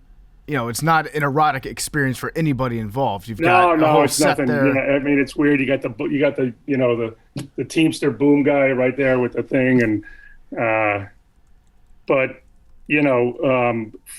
for a guy like me though, it doesn't suck. Yeah.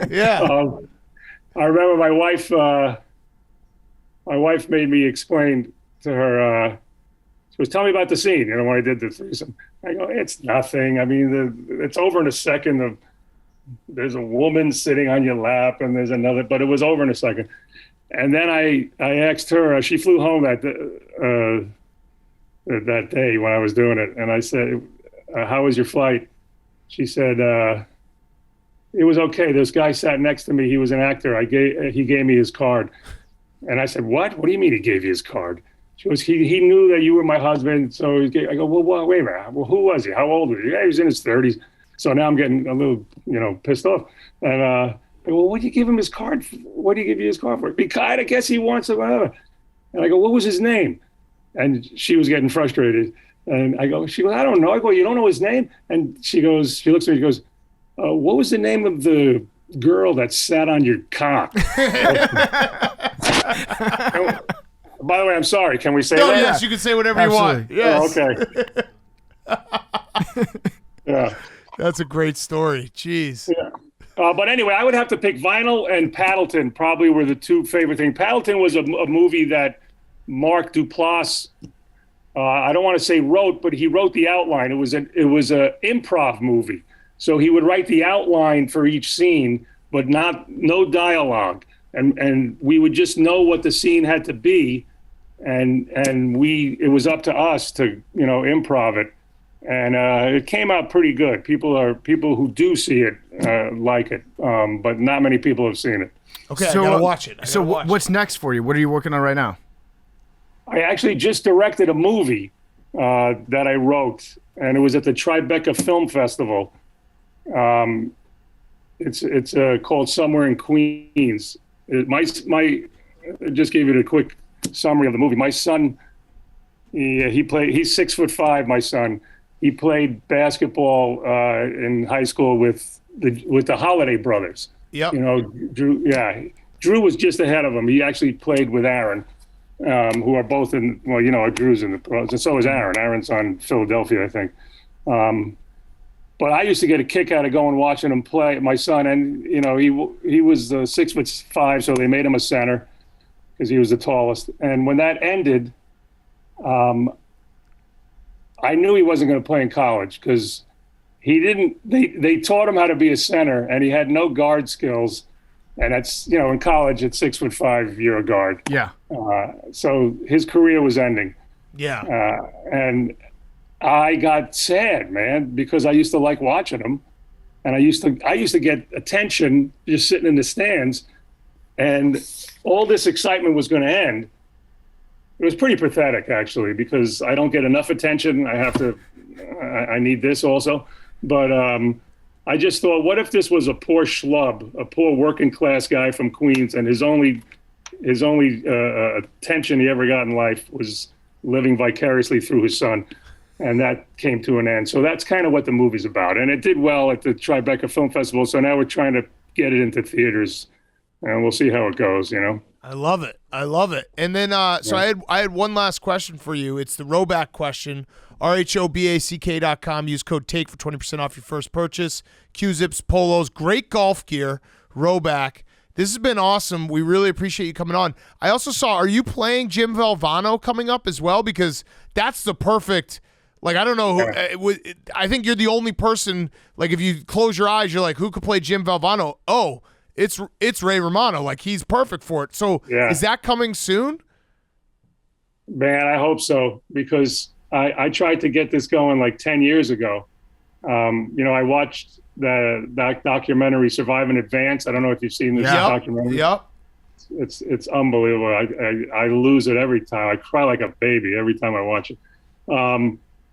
And Valvano, he's from Queens.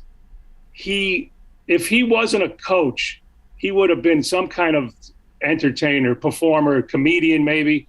He's got that persona. He's got that style and the way he, motivates people and everybody. So I tried to get it going 10 years ago, and it just fell through. And just recently, another producer came in and said he wanted to try it, and he has the blessing of the family. I actually spoke to the daughters, to Jim Valvano's daughters, and we have a writer now writing a script. Man, I really hope it does. I mean, how old can I be and play him? Yeah. he passed away when he was 48 years old, and he won the tournament when he was 38. So that would be if I'm ever going to do a biopic, it would be Jim Valvano, and it would be an honor, Yeah, you'd be perfect for it. Well, we appreciate you coming on, and we're going to extend the invite. You're a recurring guest now, so you have to come on whenever we ask, but we also will, in return, let you come on anytime you want to vent about the Jets. So anytime you want to just come on and tell us how the Jets are killing you. Can I bring my kids? Yeah. Yes. We're sad sports fans as well, and pretty much the entire basis of our show is that we care too much about sports when we know ultimately it means nothing. So it is the perfect place to just motherfuck the Jets whenever you want to. Well, I won't do that, but I'll come on and talk. And my kids know, know every position, every player that's going to be on the team, and they'll have a lot of questions too. But I'd love to do it. How about I come on when they're winning? Yeah. Come on when they're See winning you in 2030. And you'll be dead. But do us a favor, and you gotta, when your kids do wake up, because I know you're out in California, just be like, hey, heard Zach Wilson's got that dog in him. And they'll be like, oh damn, you heard? That's awesome. Yeah, no, they definitely heard about it. I don't know why they wouldn't tell me about it. Maybe it's a weird thing to tell your father about. Yeah, probably. Ray Romano is brought to you by our great friends over at Mattress Firm. We live in a land of junk sleep, where there's always one more deadline to meet, one more episode to watch, one more meme to post in the group chat. You know what's junking up my sleep recently? I've been watching a lot of YouTube videos before I go to bed, and I haven't figured out how to stop the algorithm from feeding me the next one. So now I go down a rabbit hole of Mr. Ballin suspenseful dark mysteries, and I can't stop. It keeps me up. Those are the ones, 3 pictures taken before disaster. Yep. It's tough. It's junking up my sleep. Mattress Firm wants you to know that junk sleep is what you get from sleeping on a bed that isn't right for you. Junk sleep leaves you feeling exhausted and out of it. America needs real sleep, the kind that you get from a bed that actually matches you and your sleep preferences. At Mattress Firm, you can speak with a highly trained sleep expert who will match you with the best mattress and sleep products for you. Only Mattress Firm has sleep experts with 200 hours of training to ensure you get matched with the right bed for you. For me, I need something that's a little bit more firm. I thought sleeping on a soft mattress was the way to go. Turns out, screwed up my back. Well, with a firm mattress, now I'm waking up feeling great in the morning, feeling refreshed. No more junk sleep for me. With Mattress Matcher, only MFRM has the tech to get you the right bed with a few easy questions, because with junk sleep, you're in no condition to handle anything more. Mattress Firm guarantees that we'll find the right bed for you at the right price with the low price guarantee. They even let you try it for 120 nights just to be sure. That's a lot of nights that you get to sample it. Unjunk your sleep. Go to mattressfirm.com or a Mattress Firm store today and speak with a sleep expert. Okay, let's do Mount Rushmore. We're going to do the Mount Rushmore of spoilers. So there is a spoiler alert. Hey, Big Cat spoiler. Spoiler. We win. Yeah. Well, congratulations to us on the last Mount Rushmore. Nice dub for us. Team Catcom. Catcom dub. Yep. After Hank tried to besmirch AC/DC, I think he came around and realized how wrong his take was. Yeah, shout out to me, hand up for being accountable. I think that's true. It's just a lesson. I think that if we stay positive and encourage each other's choices, I think that actually makes your score go up because it can backfire like AC/DC. Yeah. We just walk into a trap. Don't tell me how to run my team, please. Oh, shut the fuck up, Hank. Damn. Okay. Billy, how you feeling? Good. I mean, playing that AC/DC just locked it up. Oh, dude. I listened to AC/DC yesterday, and I was just like, this fucking band rules. The crazy thing is we left off probably 10 songs Oh, yeah. that could also qualify as kicking it up a notch. Yeah. But this isn't about us. We're No, not it's trying not. to run up the score here. Jake, I want you to walk me through here. How did the talking and discussion go with Billy before today's Mount Rushmore? I'll be honest, some of it was my fault because I'm not good at movies and TV shows, so he said things that I had no idea what he was talking about. But So he spoiled it for you. Yeah, but like That's realistically, good. I wasn't going to go back and watch some of these things. Right, so right. You've seen it with Hootie and the Blowfish. I'm just not good at entertainment. Entertainment in general. Yeah. He doesn't know who Hootie is. Oh, I know. Yeah. That was like 2 years ago. Yeah, that was a while ago. I know. Okay, so Mount Rushmore spoilers. Who wants to go first, or should we use the ping pong ball? Let's do a machine? ball. Yeah. Okay.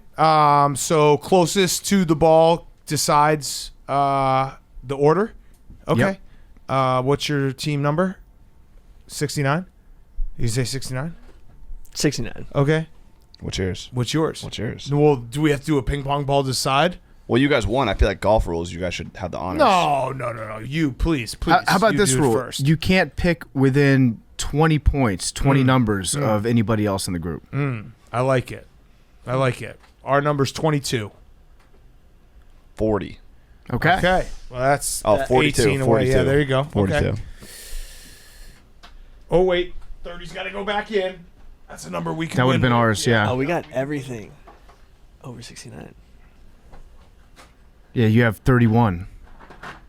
Yeah, I have the worst number. I think we have the best. We What? have, Is it on, Billy? Can you turn it on? Just yeah. Oh, here it is. Okay. that was bad. No, that's fine. Wait, it's not moving. Yeah, Oh, look it took at a it. while. There it is. It took a while to like. Jake said ball machine 53. rig. Damn it. Hank, your team decides the order. We will go first. Okay. Let's go first, Billy. Now, the only rule rest we're of going the to play people. with is you have to have seen the whole show. No. Oh. Okay.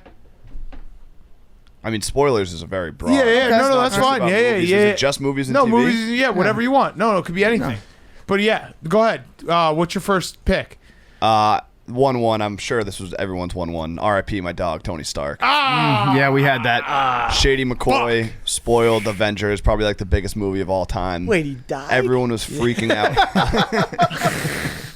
Or no, it wasn't Yeah. whatever the one before Endgame, but he everyone was like super like no one spoil it. Like there was like whatever, like 2 weeks period where no one could say anything, and then he went to the movie and just And he tweeted did it it. out. And the worst part was he did it like on like it was like a Tuesday afternoon. It's clear he went and saw it with like his kids. He went to the sneak preview of it. Yeah. And the day that it was released, I think. I want to say he went on a Thursday night, and Yeah. the main release was on Friday, and then he spoiled it during the day on Friday. Just all caps. R.I.P. my dog Tony Stark. Yeah, like spelled it wrong. Yeah, he's like fuck, killer. Because it's pick. also like that spoiler came from such a rate. Like no one thought like ooh. You know, when you want to go see some big movie, you're like, all right, I'm not going to talk to anyone. No one thought LaShawn McCoy was going to fucking Yeah, and like spoil all it. the nerds like Yeah. probably were like, all right, you know, I'm gonna mute these words, Right. Because Yep. he spelled it wrong. That's the So it's best like you know, part. if you were like a real freak nerd that like really didn't want to get spoiled, you could mute the words, you could mute the hashtags. He spelled it like with an E, like Tony Stark, Yeah. and like so it went through all the algorithms, Yep. all the muted words. Yep. It was Okay. actually a great spoiler. Like Yeah. that's on the Mount Rushmore of event, like spoiling events too. Yes. Okay, your guys' first pick. Go for it. Darth Vader's Luke Skywalker's Ooh, father. okay. Yep. All right, nice. That's a good pick. We had that as well. All right, our first pick, we'll go with Hank. Tony killed Christopher. Mm-hmm. So you We knew had that as well, yeah. I mean, you did know that, right? Yeah, because of you guys. You ruined the show for me. You ruined the show for listeners. I think we saw someone recently that was like, it was Evan was telling us. He was like, I had to like, I was watching Sopranos and listening to the show. I had to like stop listening to the show. So you actually lost us probably, listeners, revenue, all that stuff. Yeah. Yeah. Probably. Just Well, for worth your it. little Yeah. jokes. Worth it. I guess money is not. It's not the only thing for us. Yeah. We do it for the love of the game. I wish we had more things to spoil. We could get down to 0 listeners. Just spoil everything for So the rest of our lives. he killed Christopher because Christopher was a junkie. Yep. Got them in a car wreck. Tony gets out of the car. He sees the child seat in the back seat. He's like, "Oh no, you're a fuck up. I've given like, you too many "Fuck this." chances. Yep. I'm gonna hold your nose." holds his and suffocate because you. he's like pretty much paralyzed. He can't move, and he holds his nose and his face. And then Christopher looks at him like, "You're doing this to me, Tone. Yeah, You're like Tone. a father to me." How was Adriana's reaction? Oh, she was also dead because Silvio killed her. Why? Oh, Because she was a snitch. informant. Yeah. she was I actually knew all this. informing. I knew all this. Yeah, the woman that she met that she thought was her friend, she worked for the FBI. Daniela. Was it Daniela? I think so. I think it was. Or Danielle? Yeah. Yeah. They had a great relationship. They told each other everything. And you have to wonder if Christopher was still alive, would he have stopped Bobby Bacala from getting killed in the train store? Yeah. Good question. I think he probably could have. He would have been there. Good question. All right. That's our first pick. Second pick. Second pick, this is an all-time one. Yep. Kevin Spacey is Kaiser Soze. Yep. Usual suspects throughout the movie. He's weaving the story, trying to throw the police off the scent of Kaiser Sose, saying, "Oh, we only deal with his lawyer, Mr. Kobayashi." And then it turns out the entire time that Kevin Spacey was faking. What was his name? Virgil? Yeah, something. Virgil something. Hey, the walk that he does at the end chills down your spine when you watch that for the first time. It's And just then an all-time reveal. Joe Mantegna was the cop, and then he's looking around the room after Kevin Spacey leaves, and he's like, "Oh my God, all the stuff on the wall. Yeah. Kevin Spacey has been weaving this into a story, Yep. just trying to fuck with me." Slow motion, drops the coffee cup. Yep. Oh, shit. Great fucking movie. Great movie. And great it's been ending. spoiled, yeah. Now it's probably not that great of a movie, Yeah. if you know that. How should we do the graphic for this? You Because should you do don't want people to be... You should do it so it's like that sensitive content thing where you can blur it out unless somebody chooses to click on it. Ooh, yeah. What are you going to say, Billy? Might have to put like some pornography to make it actually get that. Yeah, we're going to have to put some porn on the graphic. For Good- sure. Will you Good send us point. a dick pics for us? Yeah, for us yeah. to Let's put use? your dick on it. Perfect. Yeah. All right, your guys' next pick. We're gonna go with something a little more recent, because I've never seen Usual Suspects. Don't I have no spoil idea it. what you're talking Yeah, I mean, about. it came out Stranger 100 Things. years ago, Billy. Don't worry about that. Oh, I'm sorry. Yeah, never heard about that movie. You might not have before. been. You probably weren't born. I honestly. wasn't. I mean, it's a fucking awesome movie. It's an all-time college movie poster up Yeah, on your it's buddy's black and dorm white, wall. right? Oh my God, Hank, you're such a hater. It's insane. Okay, go ahead. We're gonna go with the Red Wedding. Oh, Okay. What about it? Yeah. It's a huge spoiler. The Red Wedding. Yeah. What do the you mean? Twist. What's Every- the twist? Everyone gets killed. Like who? All the people in the first season of Game of Thrones. Like who? First season. Huh? Is it in the first season? Have you No. seen Game of Thrones? What family? Wait, have I you don't know. seen Game of Thrones? Dude, the guys. or did you family- Google spoilers? No. Whose family gets murdered? Who I've seen murders it- who? I sort of almost, but it was a huge twist. This is our first. all By the those way, wait. Starks. Hold on one sec. This is our first Billy comeback episode of trying to get out of a lie. I'm excited for this. Let's No, go. I've watched all of Game of Thrones. It's the Starks. It's the Starks before Ned Stark becomes a main character. Don't remember the names of them, Ned but Stark they is go already marry. Yeah, Ned Stark died in like the fourth episode. I think he died in the Red Wedding. No. Ned Stark dies at the end of the first season. Yeah, he gets his head cut off. Dude, I like kept track of everything back when I cared, but then once like it had a shitty ending, didn't really care. When they stabbed Got the it. Do you pregnant chick remember in her the stomach? the Yeah. line? No, what's the line? The Lannisters send their regards. Oh yeah. Then they kill him. Mm-hmm. Yeah. Okay, It was so a the huge Red Wedding. twist. That was a great night to be on Twitter because the Yeah. timeline, nobody was tweeting about what happened. It was just everybody being like, "Oh my God, oh my God, oh Yeah, my the God." gif with the blood coming out of the doors. Yeah, I had no idea what was happening because I Yeah. didn't watch it until 2 years ago. Yeah. But man, now piecing it together makes a lot of sense. That Yeah, episode that was ruled. that Game of Thrones spoilers. Like as I was watching, because I watched it late as well, and there was that one. Everyone talked about the Red Wedding, so when it was happening, it was a wedding. I was like, "Fuck!" Like, Yeah, this is it. This is coming. This is It caught me completely Same with off guard. Joffrey, Even it's like- when I was watching it like 4 years after the fact, it's still shocking when you watch it the first time. Yes. Yes. Well, everyone's like, "Oh, what episode are you on?" And then if you're near that episode, they're like, "Oh my god!" That is true. And everyone they just give you that. exclaims. Yeah, they're like, "Oh no, you'll understand when you get there." It's like, "Well, And thanks." like what? Yeah. Okay. Good pick. Hank, go ahead. We're gonna go with keeping the fridge open. Okay, a little unorthodox. Yeah, I a little get it. Spoiler. Got it. Okay. It's gonna spoil everything. Yep, that is. You're gonna have a lot of stuff in there. Probably paid a lot of money for all the food, condiments. It's all spoiled. Yeah, Yep. kitchen smells. Yeah, that's good. That's good. And then we will go with Ed Snowden. Oh yeah, Yeah. He just spoiled all of the government secrets. yeah, he did. Yeah. He's a big time spoiler. he spoiled the surveillance, the deep big state. time spoiler. Good guy or bad guy?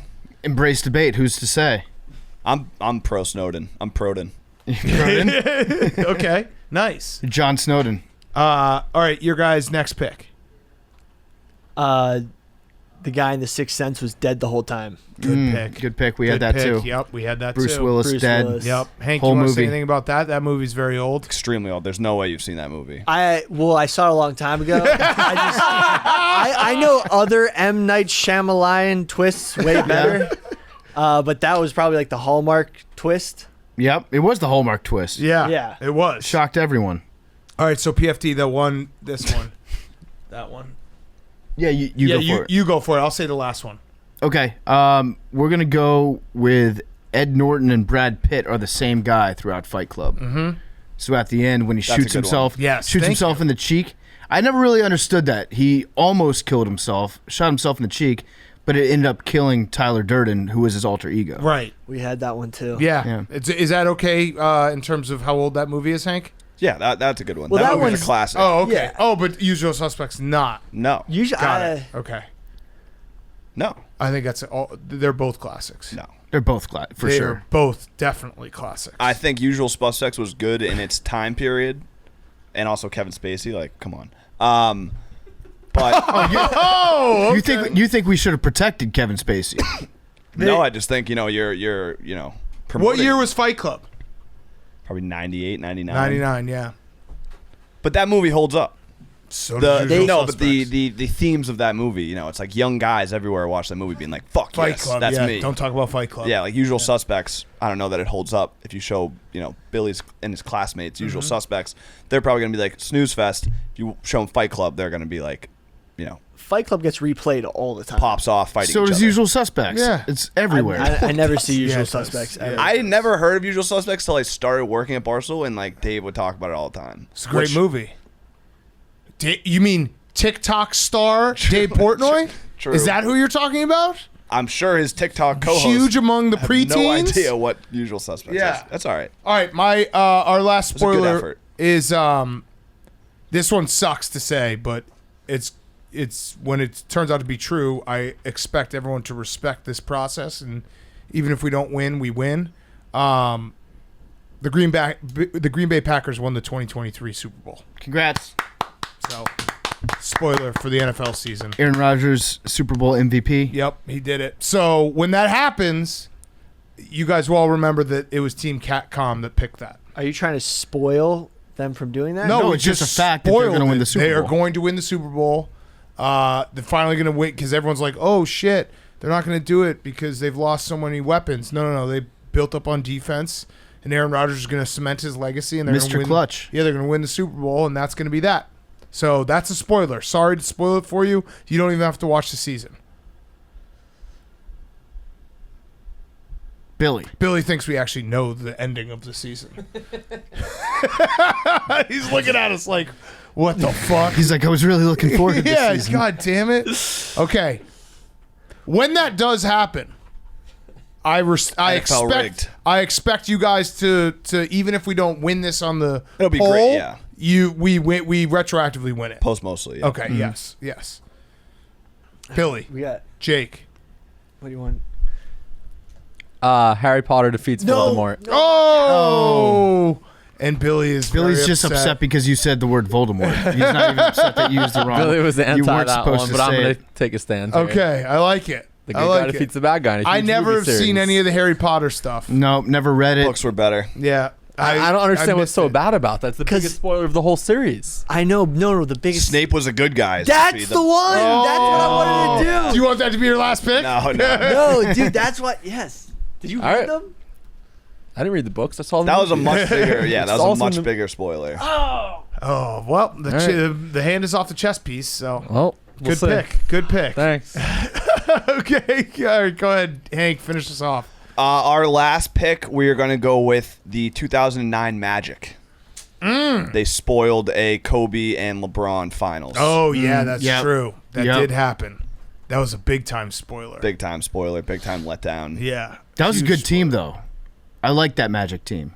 But That might have been LeBron Dwight was in his Howard's- flop era. Yeah. That was Dwight Howard's last year of being like, this guy could take over the entire league. Yeah. Cool guy, Dwight. Would you say that the North Carolina Tar Heels 2022 were a spoiler? Yeah, for sure. Yeah. I would Spoiled say so. Coach K. Yep. Spoiled his entire legacy. They spoiled their own championship run by losing. Well, I mean, that doesn't, no one remembers. I don't the even final. remember who won. Yeah. Who was it? Villanova, probably? Yeah, no one knows. All right, what did we miss? Honda Accord. Yeah, we had. We were yeah. I was going to do Paul Walker's and the spoiler Yeah. on this Super. That would have been good. Yeah. Eating a snack an hour before dinner. Yeah. That's a big spoiler. Amber Heard What about her? spoiled the sheets. Oh, Yep. nice. Yep. Grandparents in general. Yeah, they spoil Spoil everything. you rotten. Yep. Ford Mustang GT. Yep. Mm-hmm. Maggie shot Mr. Burns. The mother was the doctor. Yep. That old riddle. Yep. Yep. Michael that one Scott. still makes no sense to me. Michael Scott outing Oscar. Yeah. Yep. The rat at the end of The Departed, it symbolized a rat. That's true. That is true. People forget that. They do. Oh, the betrayal in Braveheart. Yeah. Oh, speaking of betrayals, Wait, what betrayal in Braveheart? the Remember when the Kings got land for siding with the English? the Scottish. Is that They the sold beginning? out William Wallace. Yeah. No, at the end. They sold him out. Fredo. Big Yep. Fredo being the, he was behind the whole thing, the Hyman Roth situation. Oh, the end of Planet of the Apes. They're on Earth the entire time. yeah. And he discovers the Statue of Liberty. He's like, oh shit, the Planet That's of the Apes is true. actually just the Earth in the future. That's a good one. Is that the most recent one? No, that's the old one. Yeah, so it doesn't count The for very you. old. Oh, I was like, I love the new Peter Chernin Planet of the Apes ones. Yeah. Yeah, I think great. they're coming out with a new one. Really? Yeah. I love that series too. That they haven't gotten to that point in the new series. Yeah. Great movies. What were you going to say, Jake? Browns losing week 1. Was- There's always lose week 1. They haven't won since 2004. Oh. yeah. I forgot about that. That's Yeah. true. They Baker tied revenge a few- game. Yeah, they tied a few years ago in 2018. They haven't won since 2004. Damn. So spoiler. They're Yeah. gonna lose They are going to lose to week the one. Panthers. Yeah, I mean, Jacoby Brissett's going to be their quarterback. Yeah. So I would say they're probably going to lose week 1. That's a good spoiler, Jake. This one's an old one, but the call's coming from inside the house. Stephen King novel. Yep. Mm. What about the dead guy on the floor at the start of Saw? That's actually an alive person, and he's the killer throughout Yeah. the entire movie. But he's Yep. pretending to be dead. Yep. Have you seen Saw?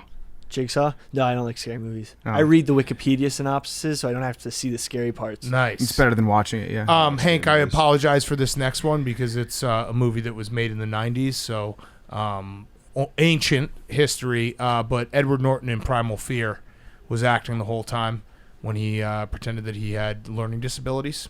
Great movie. Great fucking movie. But again, 90s, so probably not. Yeah, like I'm Yeah, never you're gonna not watch going it. to watch that. You're never gonna watch Oh, that. Law-Abiding Citizen. The guy's escaping from jail and doing all the murders. Wait, I never saw that one. Yeah, sorry. That's okay. It's a great I don't movie. care. Great movie. Yeah, I don't care. That's fine. Titanic goes down. That was a big spoiler. I was shocked. Yep, that was. I was thinking it was gonna go a different way. Yeah, Rose is such a bitch. Yeah, we all die. That door is big enough for the two of them. Yeah, the sun will eventually engulf the earth. Yeah, yeah. No one's gonna just live forever. Spoiler.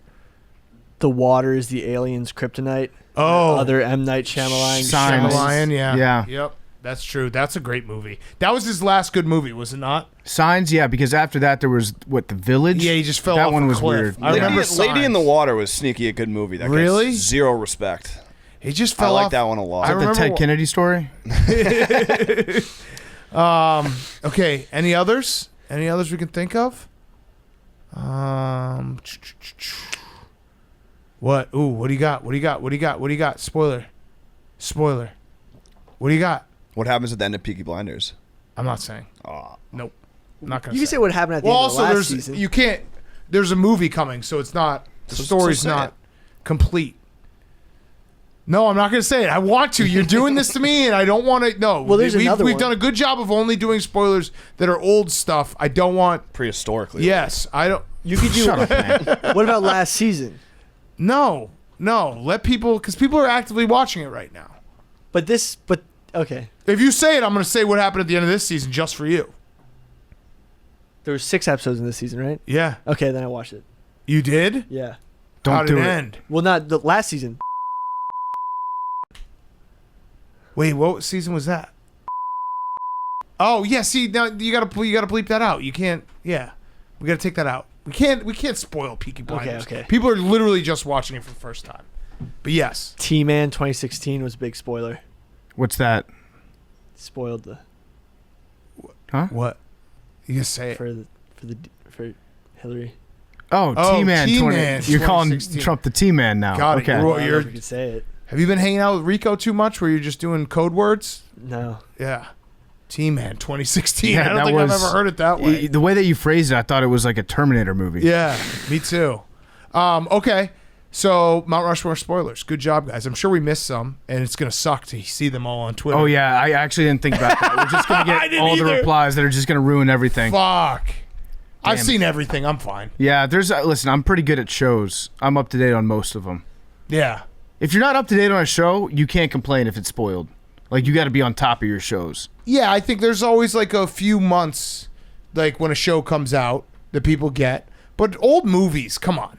Either like that's just, or just don't even listen to this entire segment. Just skip ahead. We gave you fair warning. Yeah, and we're gonna do a little blur on the picture. Oh, Cam Smith, he spoiled Rory. Yeah, We had that. Fitzpatrick It was either spoiled that or Will the Magic. Zalatoris. Yeah. Yep. The Sting, the whole thing was a movie set. This Oh. thing with Robert Redford. Paul Newman and Robert Yeah. Redford. Yeah. Now that is an ancient movie, Yeah. but a great movie. Butch Cassidy and the Sundance Kid. Oh wait, that what? movie holds Whoa. You watched that movie? up. Love that movie. What about Dang. Rosebud? Rosebud was the name of his sled. Have you ever seen Cool Hand Luke? No. Unbelievable movie. That's the egg challenge. He ate like 80 eggs. I don't know what we were talking about. yeah, you were. Yeah. I've seen that movie. That movie is a classic. Watch that movie. Oh, Shaking it Shawshank, over he here, gets boss. out. Yeah, that's true. He does get out. He keeps the hammer in the Bible and gets out. Forrest Gump has AIDS, No, Ginny has Yeah. AIDS. but Forrest Gump does too. I don't know if he has AIDS. No, he does. The whole movie? He's dead. Magic Johnson. What's he Didn't ever done? have AIDS. Didn't, yeah, clean. Big Magic Johnson. What has he ever done? He got AIDS. All right, let's finish up with Guys on Chicks. Before we do that, we got one last sponsor. Yeah, before we get to Guys on Chicks, I want to talk to you about a great friend of ours that's Shopify. That's right, Shopify. You know Shopify. You love Shopify. I love Shopify. Shopify is the all-in-one commerce platform to start, run, and grow your business. Shopify gives entrepreneurs the resources once reserved for big business, so upstarts, startups, and established businesses alike can sell everywhere. They can synchronize online and in-person sales and effortlessly stay informed. Shopify offers online retailers a suite of services including payments, marketing, shipping, and customer engagement tools. Connect with your customers, drive sales, manage your day-to-day. Shopify instantly lets you accept all major payment methods, and they have thousands of integrations and third-party apps, from on-demand printing to accounting to advanced chatbots and beyond. Go to shopify.com/take for a free 14-day trial and get full access to Shopify's entire suite of features. Grow your business with Shopify today. Go to shopify.com/take right now. Okay, let's wrap up with Guys on Chicks. Hank, you got some questions? I do. Hey guys, I'm going to a wedding this summer solo, and my ex will be there with his new girlfriend. Uh-oh. How should I handle my anxiety? I'll be driving, so can't get drunk. Also, do I say hi or make him come say hi to me? All that stuff. Thanks. I think you gotta start pre-gaming hard. Really take advantage of the time in between the wedding. No, not while driving, Billy. After the wedding, before the reception, you got to take advantage of the cocktail hour. Go up there. First thing you do, $20 in the tip jar to the bartender, and get 2 drinks for yourself. And then don't say hi to him. Wait until Pony comes on, and then really shake your ass and let him know what he's missing. And then here's the big piece. You follow the new girlfriend into the bathroom, and when you're standing there and you're washing hands, you just, like, ever so slightly just whisper, you know he liked it when I fucked him in the ass, and then walk away.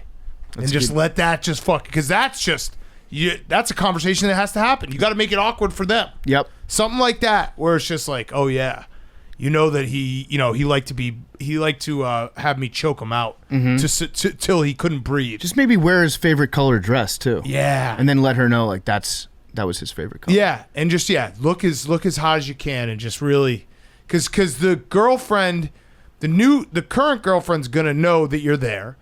She's gonna know the whole story. So yeah, make it as miserable for them as possible. Maybe, just maybe, have like just run through all the groomsmen. Maybe just see how many you can get through over the course of a just nice real weekend. quick, just nice and quick.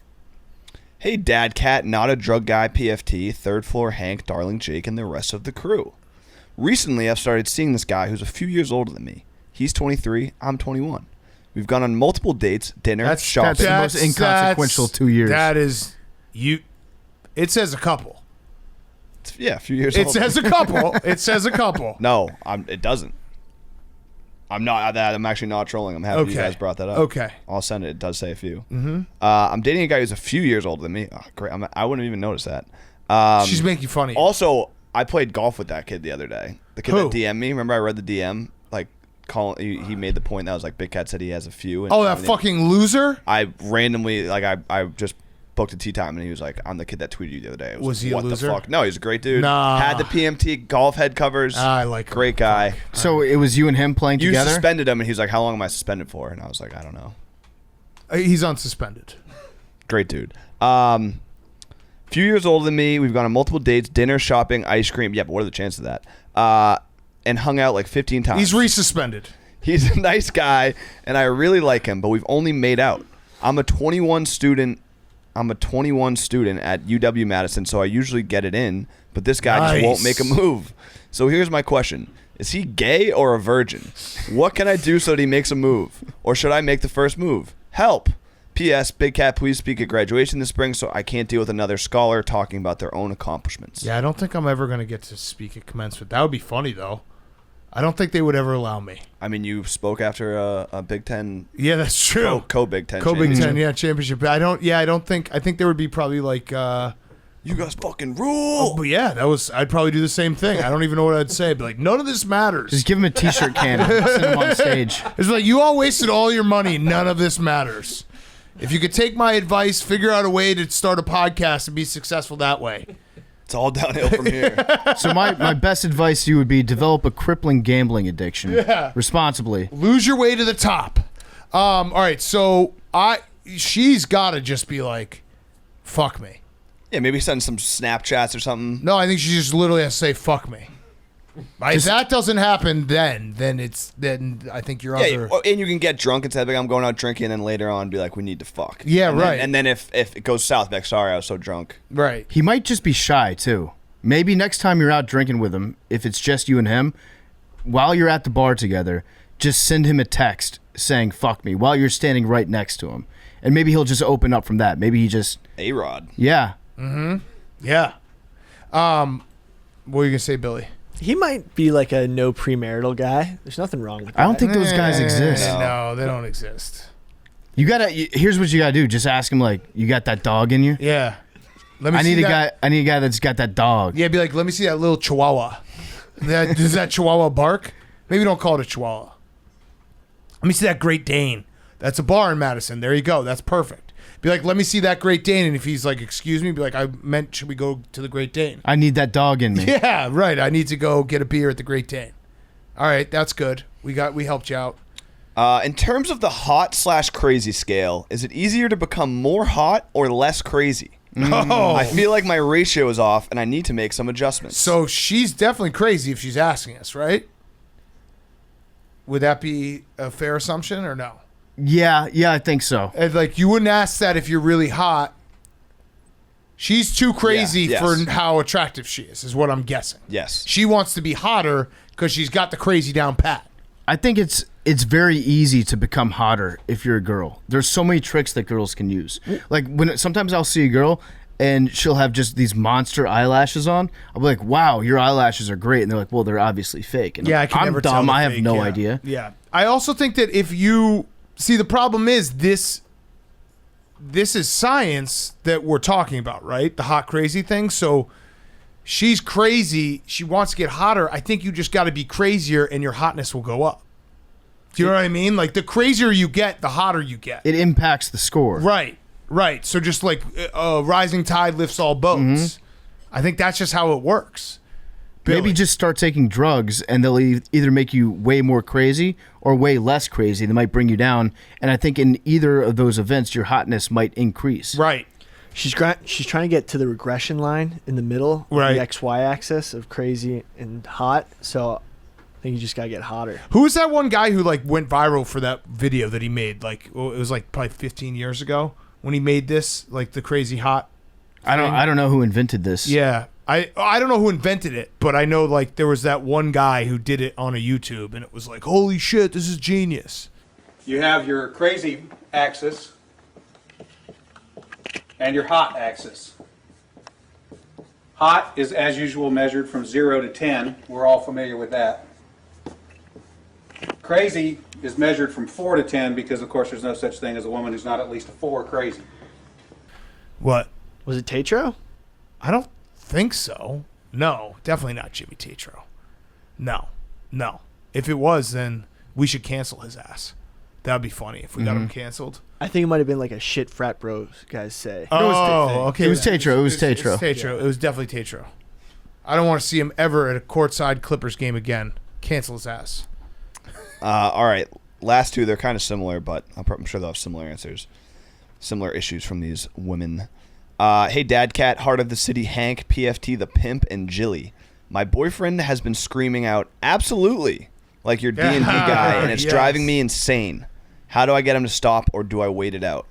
You just got to start asking him questions that he doesn't want to say absolutely to. Yeah. You just got to start fucking with him. Like hate to But go Tim back. says absolutely no matter what you ask. Hate That's to the go beauty back of to the pegging thing, but be like, hey, we're pegging tonight. See if he says absolutely. It's addictive. I think you got to ride it out.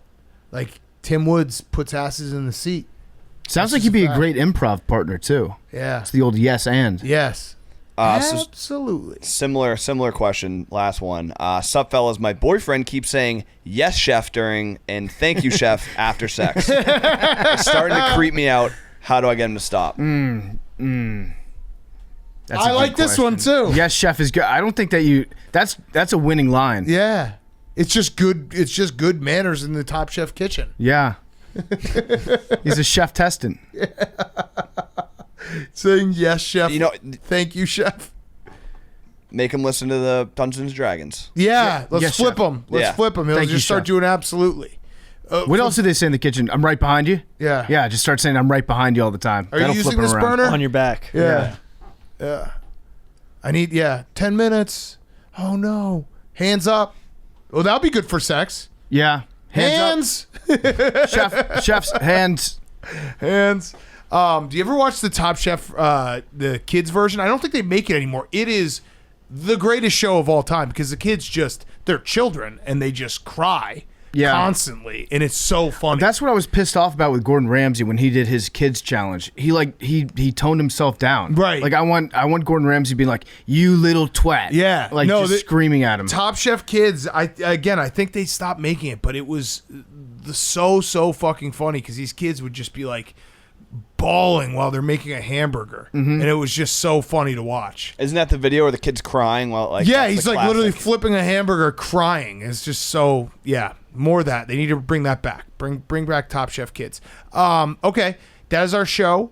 On Friday we have George Niang in studio. Great interview. We also have some great interviews coming up next week. And reminder, Longest interview I think of the history of this podcast. no, Bill Walton was way longer. that's yeah, true. he was way like, longer. He was like True. 2.5 hours. Way longer. Top 10. But Andrew Top Schultz, 5. on Monday was like an hour and a half. Great interview. And then reminder on Wednesday next week, the Takeys, the 2022 Takeys will be unveiled. Hopefully people are subscribing and resubscribing and unsubscribing and resubscribing, maybe listening on Spotify and iTunes. I would like to see us get bumped up before the Takeys happen. Double dip, go for it. Double dip. So, yeah, we'll see you then. All right, numbers. 93. 39. 27. Hank, have you... He got. What'd you pick, Hank? 26. 39? 53 is out. 53 is out. 69. I've not won now. Why are you saying 39? We did that last week. 91. Oh, so close. Love you guys. Squids have the largest eyeball in the animal kingdom.